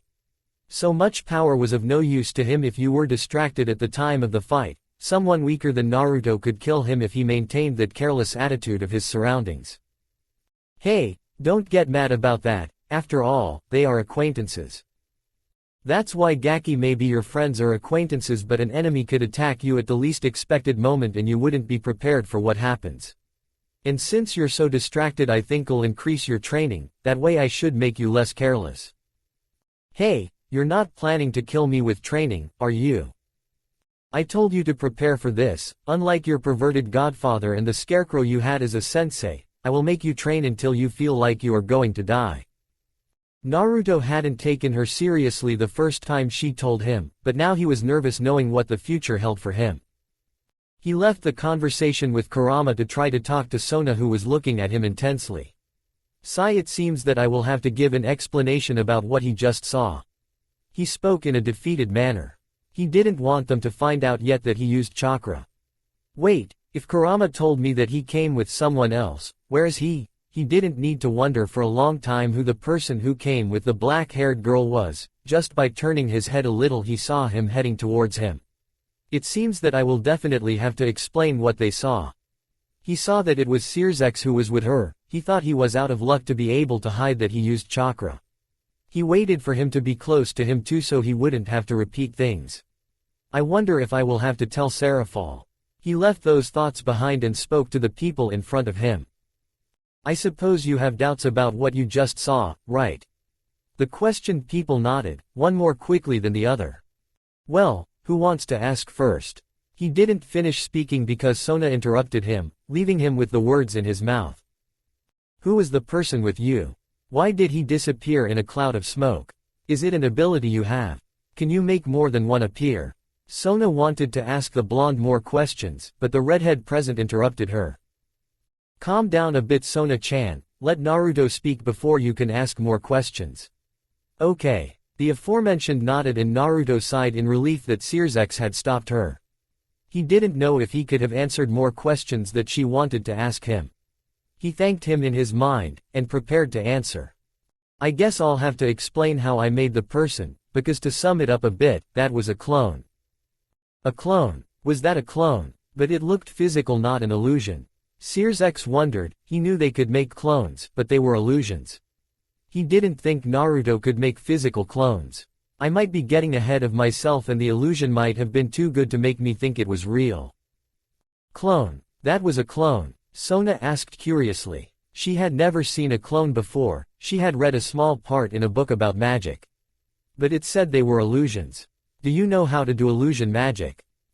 Maybe I could make people believe they were illusions and not physical clones. That seems like a good idea. I wouldn't say that if I were you, Naruto. The redhead next to the girl seems to have realized that they weren't illusions. Snort, there's no possible escape from this. Let's see how you manage to say that you don't use magic and you use chakra, this is very interesting. Kurama told him mockingly. What do you mean by interesting? I mean, your life is very interesting to watch, this is what kept me entertained for most of the time I was locked up here, there is everything in your life. You should consider making a book about this, I bet it would sell a lot. Maybe, more or the same as the book the pervert made. Hey, you know my life isn't interesting at all, right? Believe what you want, but I do think it would be a good book to read, it has everything, you know. If you go to the human world you could consider doing it, you don't lose anything by trying anyway. The blonde just shook his head at Kurama's idea, because he should make a book with his life in it. It could be a very depressing book for the people who saw his story. His early years were not very good and he only had a few good parts in his life. Certain things had to happen. In the village they stopped looking at him with contempt. And he had to go to a war that killed everyone there. If he wrote about that it could be a failure, but he had nothing to lose, as Kurama told him. He might publish the Arrow Sennin books. He didn't have them in physical form, but after making him read each book he wrote many times he helped him memorize each book he had written. He returned from his mental questions when he noticed that they looked at him expectantly for him to answer the question they asked him. No, I don't know how to do illusion magic, Sona. So, it wasn't an illusion. No, they were physical clones that I was able to create using something called chakra. Chakra. The black-haired girl and the red-haired man spoke at the same time. Serafall was wondering how he could possibly use chakra. Only yokai should be able to use that, not a human. It was impossible. What is chakra? Ha ha ha, I'm asking you something that you probably don't know, Gaki, you never paid attention to chakra. Now what are you supposed to tell him? Come on, I want to know how this turns out. Stop talking for a moment and let me talk to them, don't you see that I'm trying to explain it? Whatever you say, you don't even know what chakra is made of anyway. Do you want to bet on that?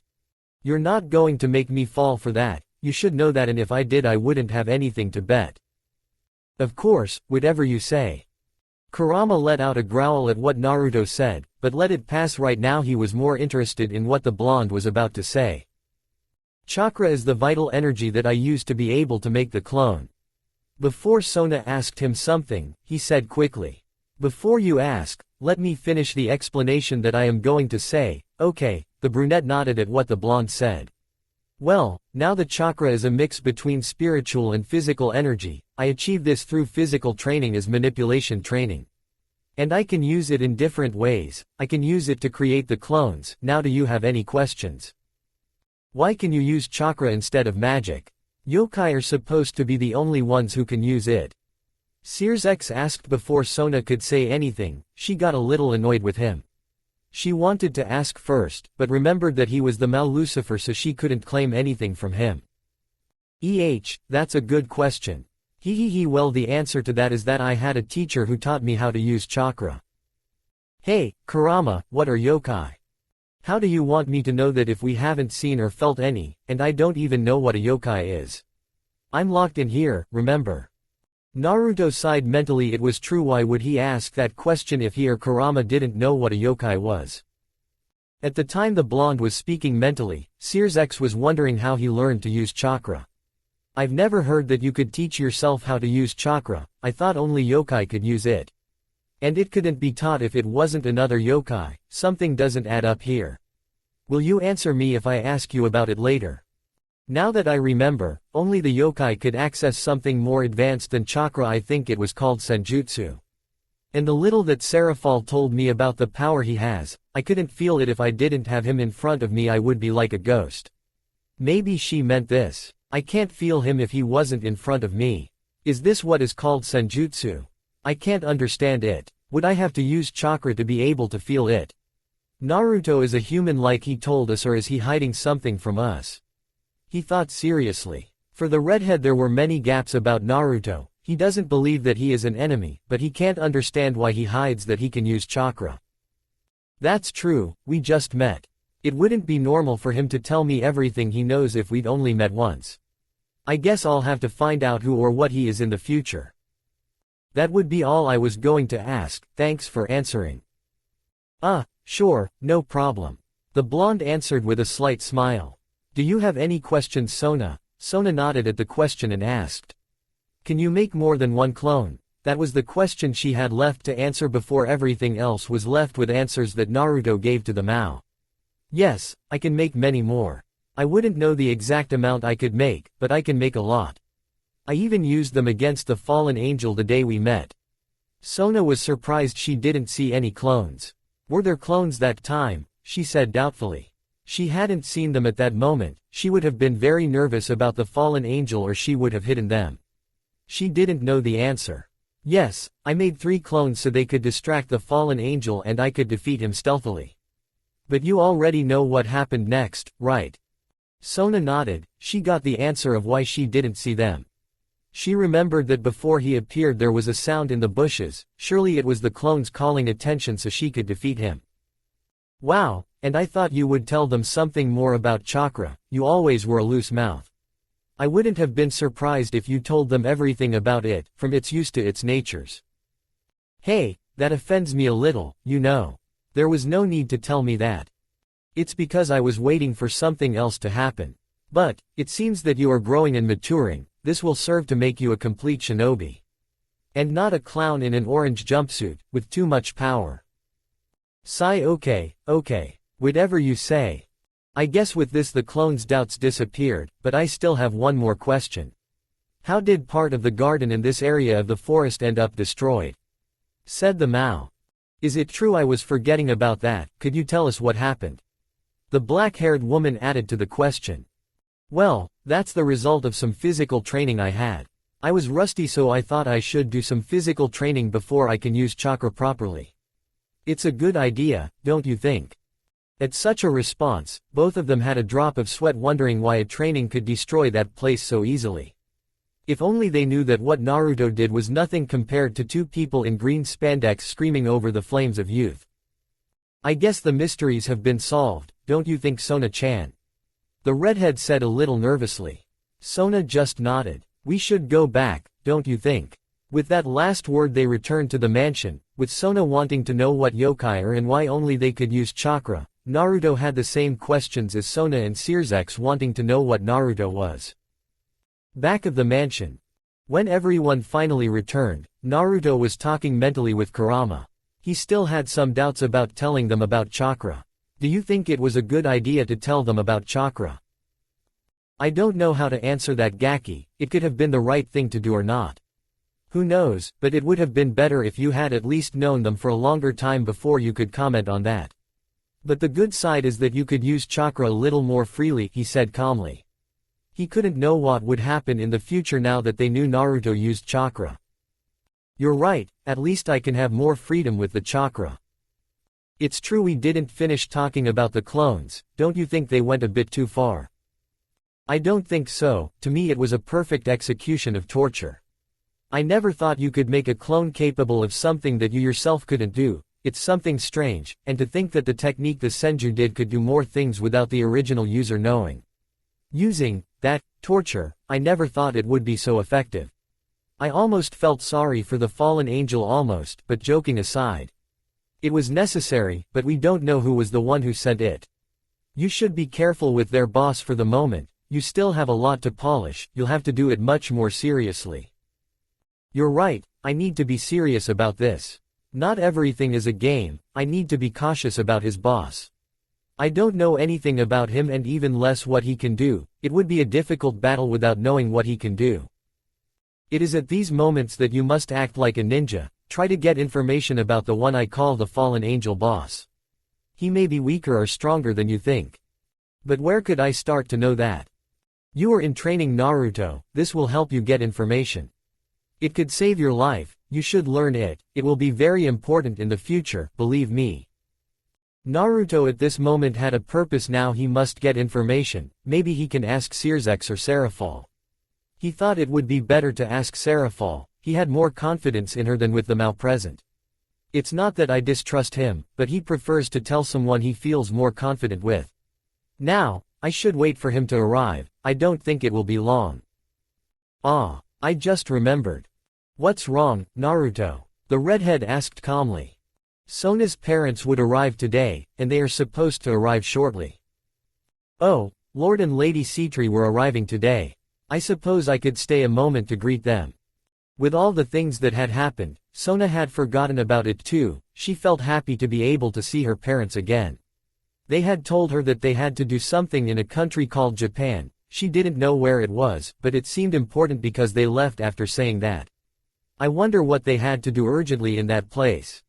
Sigh, and now what am I going to do with the mess here? I don't know how to make everything tidy. He said defeated. He didn't know how to repair the floor. He could have all the basic elements, but without a jutsu it would be useless. Serafall laughed a little at the blonde's attitude, but he thought he was making fun of him. Hey, what do you think is so funny? The blonde reproached him. I'm sorry, but I can fix it. In exchange for you answering me something in private, do you accept? She finished with a smile that disturbed the blonde a little, right now he thought that he was a demon. Okay, I accept. Are you sure about this? You don't know what he might ask you. I'm not really, but I have no other choice, do I? I hope you don't regret that decision, Naruto. Hey, if I didn't talk to them, how I'm supposed to trust them?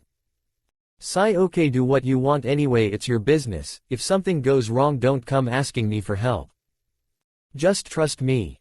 I will always trust you even if I shouldn't, because you are my friend. He said to himself. Okay, I'll fix this before they get back. Don't forget what we agreed on. She gave him a look that meant she couldn't take back what she said. The blonde sighed lightly, not knowing what he wanted to ask him. He thought it could be something very important for him to want to do it in private. While the blonde and the redhead were talking, they didn't feel that anyone else was watching them from afar. So you ended up in the underworld, I didn't think you would also meet the Male Lucifer. You are more interesting than I thought. Uzumaki Naruto. I found something very interesting in following you, what else will you do in the future? He made a teleportation circle and turned to look at the blonde before leaving. I hope you're not a waste of time. Returning to the Mao and the blonde, they both felt a small presence.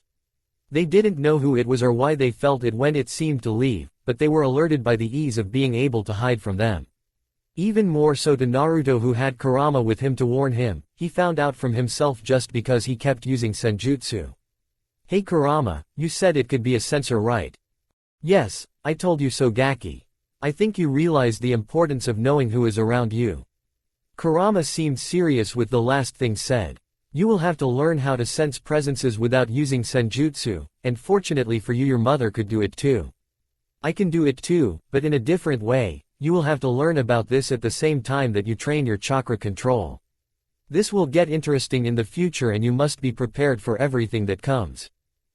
Naruto mentally nodded to Kurama, even in the short time he's here there's someone or something he'll have to face. And being prepared must be his priority right now. He can't let them do something to the people he met in the underworld.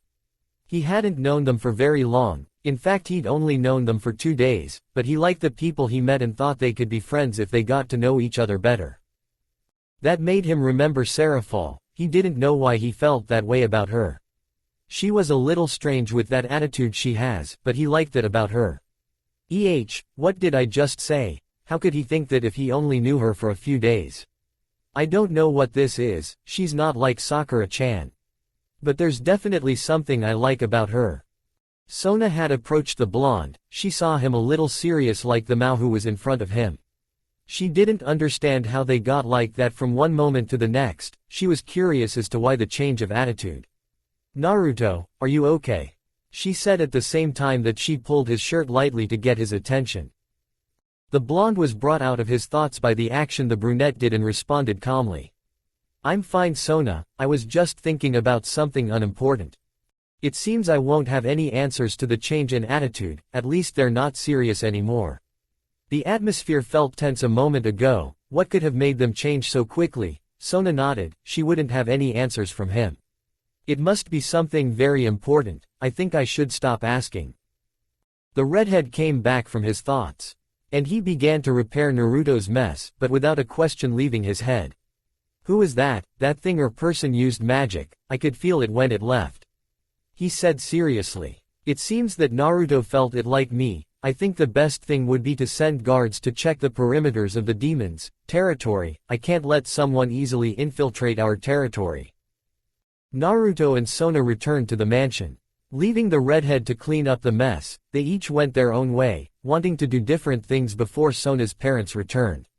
Naruto wanted to take a shower, but before he entered the room he remembered that he was still using senjutsu. How is it possible that I forget to deactivate it? No, the question would be how does it last so long without deactivating? He had a tone of doubt as he asked himself that. He was not supposed to be able to last so long. At some point the senjutsu should end, but it didn't happen. Could it be that in this world I will have unlimited time to use it? He stopped questioning himself and turned it off. He didn't have much time to ask questions at the moment. He took a quick shower and put on his clothes. They weren't very presentable, but they were all he had. I'll have to get more changes of clothes. I can't walk around in the same one all day. Could Serafall help me with that? I don't know if they'd let a human buy clothes in the underworld. Wouldn't that be a date? You sure move fast, huh? He said mockingly. It wouldn't be a date, it's just buying some clothes with her help. A small blush appeared on her face at the mention of a date. She wasn't thinking about that. She just wanted to have changes of clothes. Of course, whatever you say. He brushed aside Kurama's comments so he could look as presentable as possible. He sighed as he felt nervous. He didn't know what the girl's parents were like. He just hoped they weren't very strict people. If they were, he didn't want to ruin it. He didn't know anything about manners beyond the basics. They were supposed to be a noble family, or so it seemed to him. Naruto, it's obvious that they are nobles. Don't you see the size of the house they have, along with all the servants there are? She told him in an obvious way. It was so noticeable that it would be impossible for it not to be that way. The blonde wanted to hit himself in the face. How can he be so blind about that? He's not an idiot, right? The question would be, when were you not?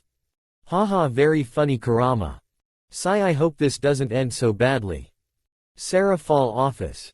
I'm finally done, she said happily. And stars around her. Now, all that's left is to go back and spend time with Satan. She was so happy to be back that she was releasing stars just by moving, a rare sight if someone saw her. My parents are supposed to have returned. Have they finished the business they had in Kyoto? Unlike her sister, she knew where they were going. But she still didn't understand why they went to Kyoto. There was nothing but the yokai in that place. As far as she remembered, but she liked that place even if she didn't go in person. Should I try to make an alliance with them? I would like to be able to be in Kyoto and leave Mao's work for a moment there. She stayed in her thoughts, imagining her with Sona in Kyoto, wearing 2 kimonos and hugging her for looking adorable in her eyes. She spent about 30 minutes imagining everything she would do while there. Until she remembered that she was supposed to return to the mansion, she got a little nervous for forgetting it. Her parents were not carefree like her, much less her mother. She had to hurry when she returned or else they could do something terrible to her like not being able to see her sister for a week. That wouldn't be serious for someone who wasn't a Siskin. Unfortunately she was, but not to an extreme point, she was just very overprotective of her younger sister. I must hurry or I will be separated from Satan. With that said, he returned to the mansion with his magic circle. Sitri Territory Mansion. Serafall appeared outside the main doors. She entered to see that everything was quiet. Too quiet. Normally there would be servants near the doors, but they weren't there. Maybe they're in the dining room. She questioned herself. I guess I should head there. She headed to the dining room, but she didn't expect to hear laughter, and even more surprising was laughter from her mother. That was something rare to see. Normally she was a serious woman who didn't laugh. She wasn't a bad mother, she just liked to keep that serious attitude. She only changed that expression when she was a child, and she did it with Sona if they were alone. She entered slowly expecting that only her mother and Sotan were there. But she wasn't alone, she found Naruto, along with her mother and Sona. That did leave her in shock for a few long seconds. She didn't expect that for anything in the world. What did Naruto do to make mom start laughing and smiling? And where's dad? She didn't notice that both her mother and Naruto had seen her pass. Oh, Serafall, how good that you arrived and just in time.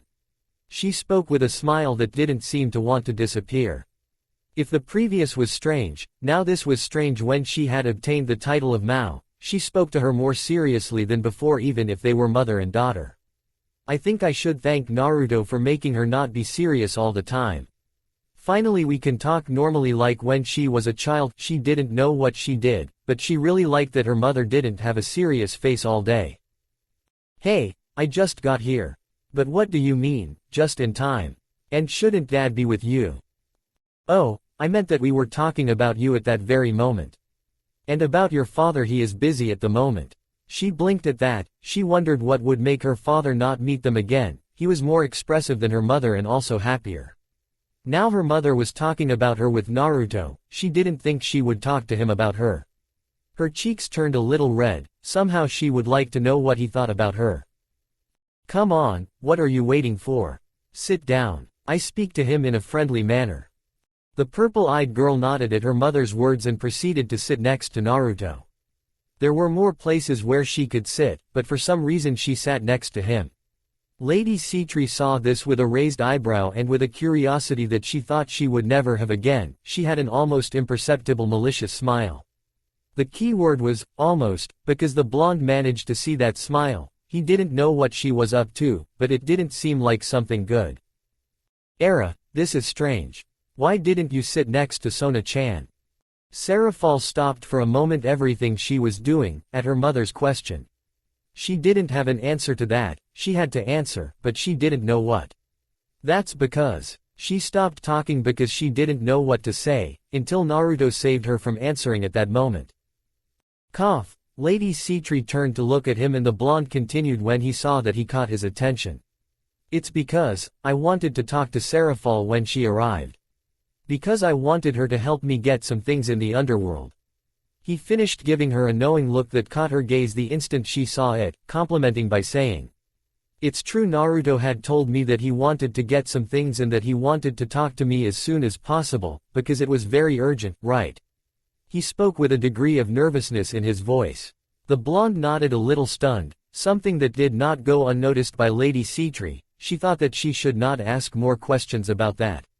Anyway, she couldn't even if she wanted to. The conversation had closed with that last thing Serafall said.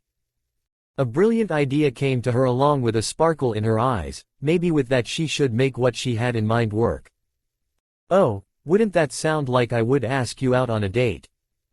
Both the blonde and the purple-eyed boy blushed a little, but they were able to hide it. Although they both might feel a certain attraction, they didn't know if they both felt the same thing. Besides, all that attraction they felt could be meaningless if they didn't know each other. They put that aside in order to respond. And the first to do so was the blonde. It's not that, I just wanted him to accompany me because I don't know the place. And who better than Serafall to ask for help?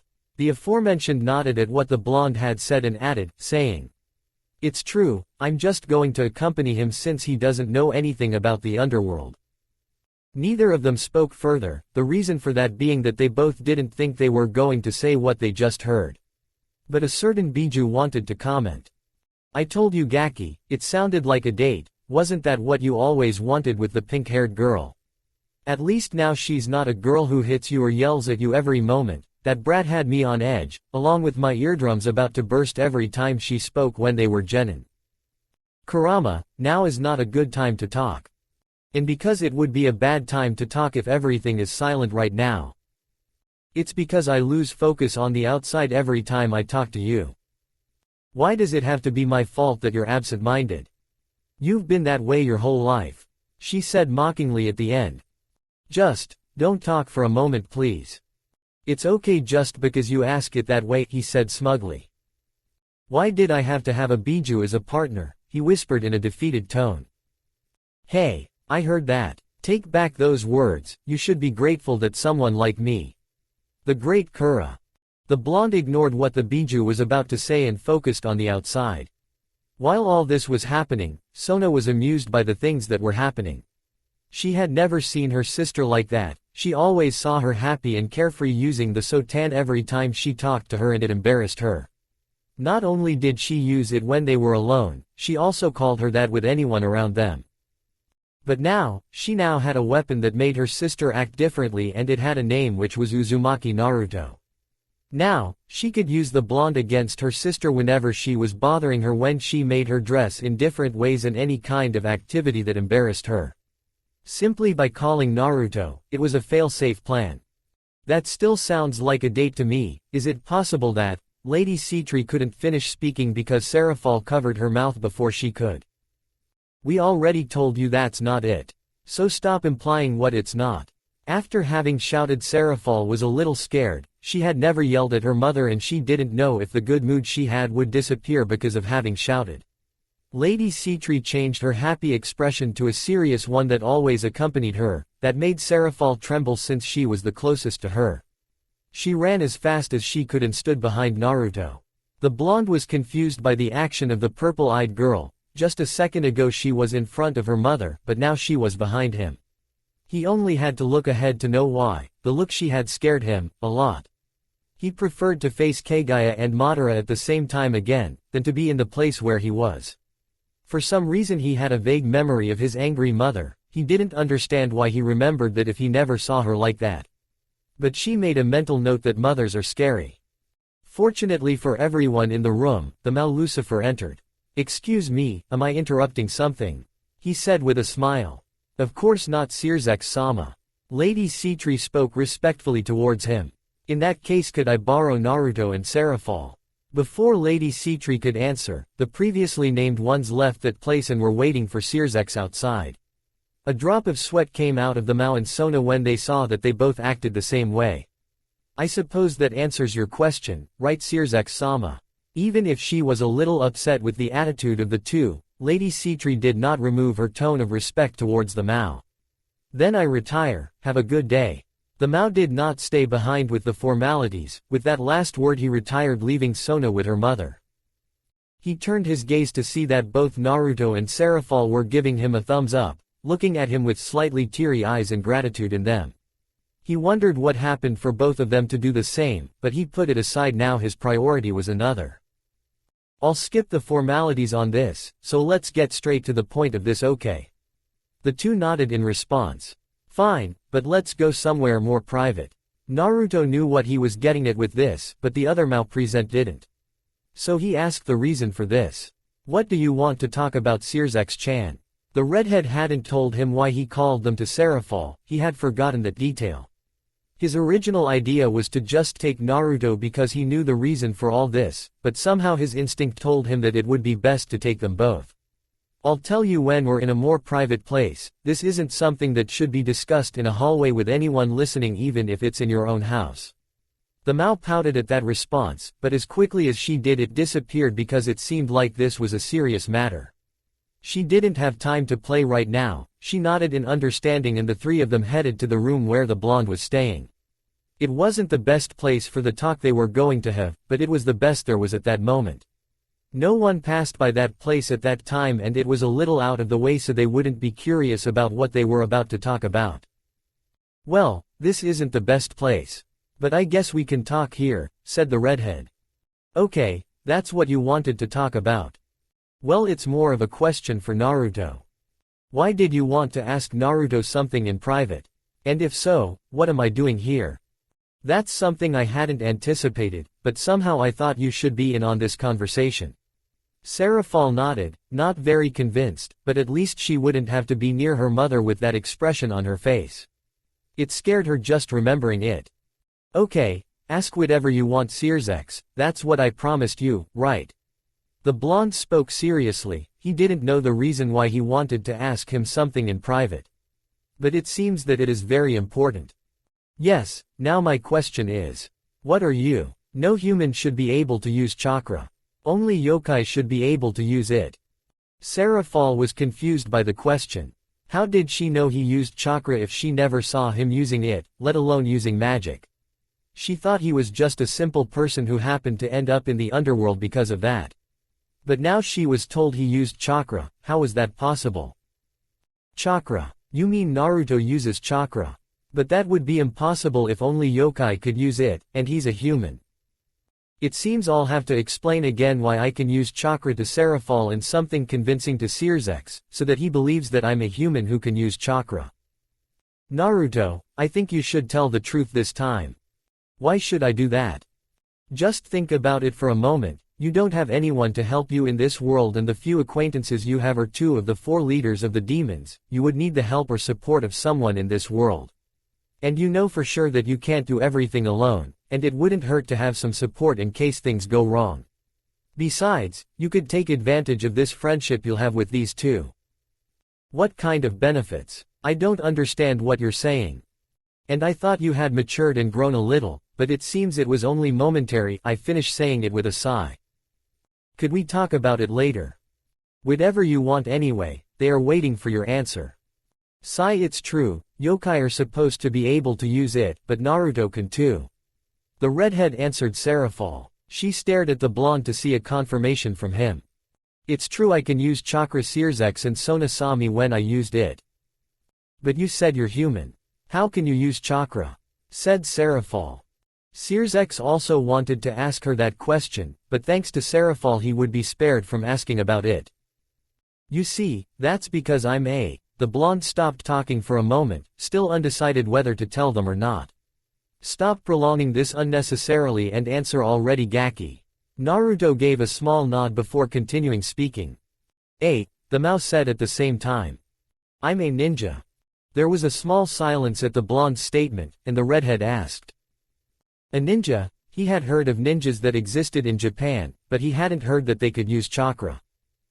On the other hand, Serafall had stars in her eyes. She had forgotten the seriousness in the room and returned to her previous personality. Are you like the ones dressed in black covering their faces, using ninja stars and throwing knives? She knew about ninjas, she had liked them when she read about them. She didn't know why, but she liked ninjas. Even so, nothing would beat the Maho shoujo that she saw and dressed whenever she could. Although since the blonde arrived she couldn't dress up as one. Should I dress so tan as a Maho shoujo again? She questioned herself. The blonde had never heard of ninjas having to dress in black and cover their faces. The only ones who had their faces covered were the Anbu and Kakashi-sensei, who always wore that mask. He could never see him without it. It is something that will always remain a mystery to him throughout his life. Wait, what do you mean, dressed in black and covering our faces? Hey, aren't ninjas supposed to be like this? No, I've never seen us like that at all in my life. Besides, only the Anbu had their faces covered. Anbu, what is that? Naruto wanted to punch himself in the face for saying too much, but he already said it, so there was no way out of it. The Anbus were an elite group and only followed the orders of my village's leader, and they wore a mask to protect their identity. So what kind of ninja are you? One that uses chakra, of course. Oh, so that's why you had a teacher to teach you, right? Said the redhead. Yes, I had some teachers so I could learn how to be a ninja. You said you come from a village. He questioned again. I think it's final, you're an idiot. said Kurama. Relax, I have everything under control. Yes, it is a hidden village. No one who was not born there would ever know where it is. You see, everything is under control. If I see it, at least you're not that stupid. The blonde ignored the last part and continued to listen to the questions they were asking him. So you've lived there all your life? Serafall asked. Unlike Searsex, she knew that Naruto lived alone. She was a little worried when she heard from him that he was alone and had no one waiting for him. Yes, I grew up in the village all my life. She tried to finish it with a smile, but not all her memories with the village were good. Even if her stay was not good, she will always treasure it because in that place she made friends and was able to meet the last of her family. She will always remember those moments with him as the closest thing to a father. Searsex could sense the mood was a bit depressing. He had one more question, but it didn't seem like the time to ask it. I think we should stop with the questions, don't you think? They nodded. Anyway, I have to get back before Grafia gets even angrier at me, he said with fear in his voice.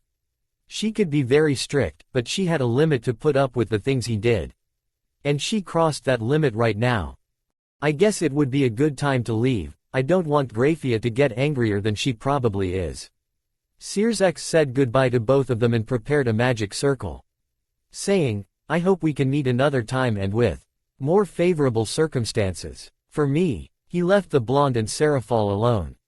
Hey, can I ask you a question? Serafall said. Sure, no problem. Do you really not have any friends or family waiting for you? I asked slowly with my head down. Naruto sighed. He didn't think I was going to ask him that. He took a small breath and answered, it's true, ever since I can remember I had no family.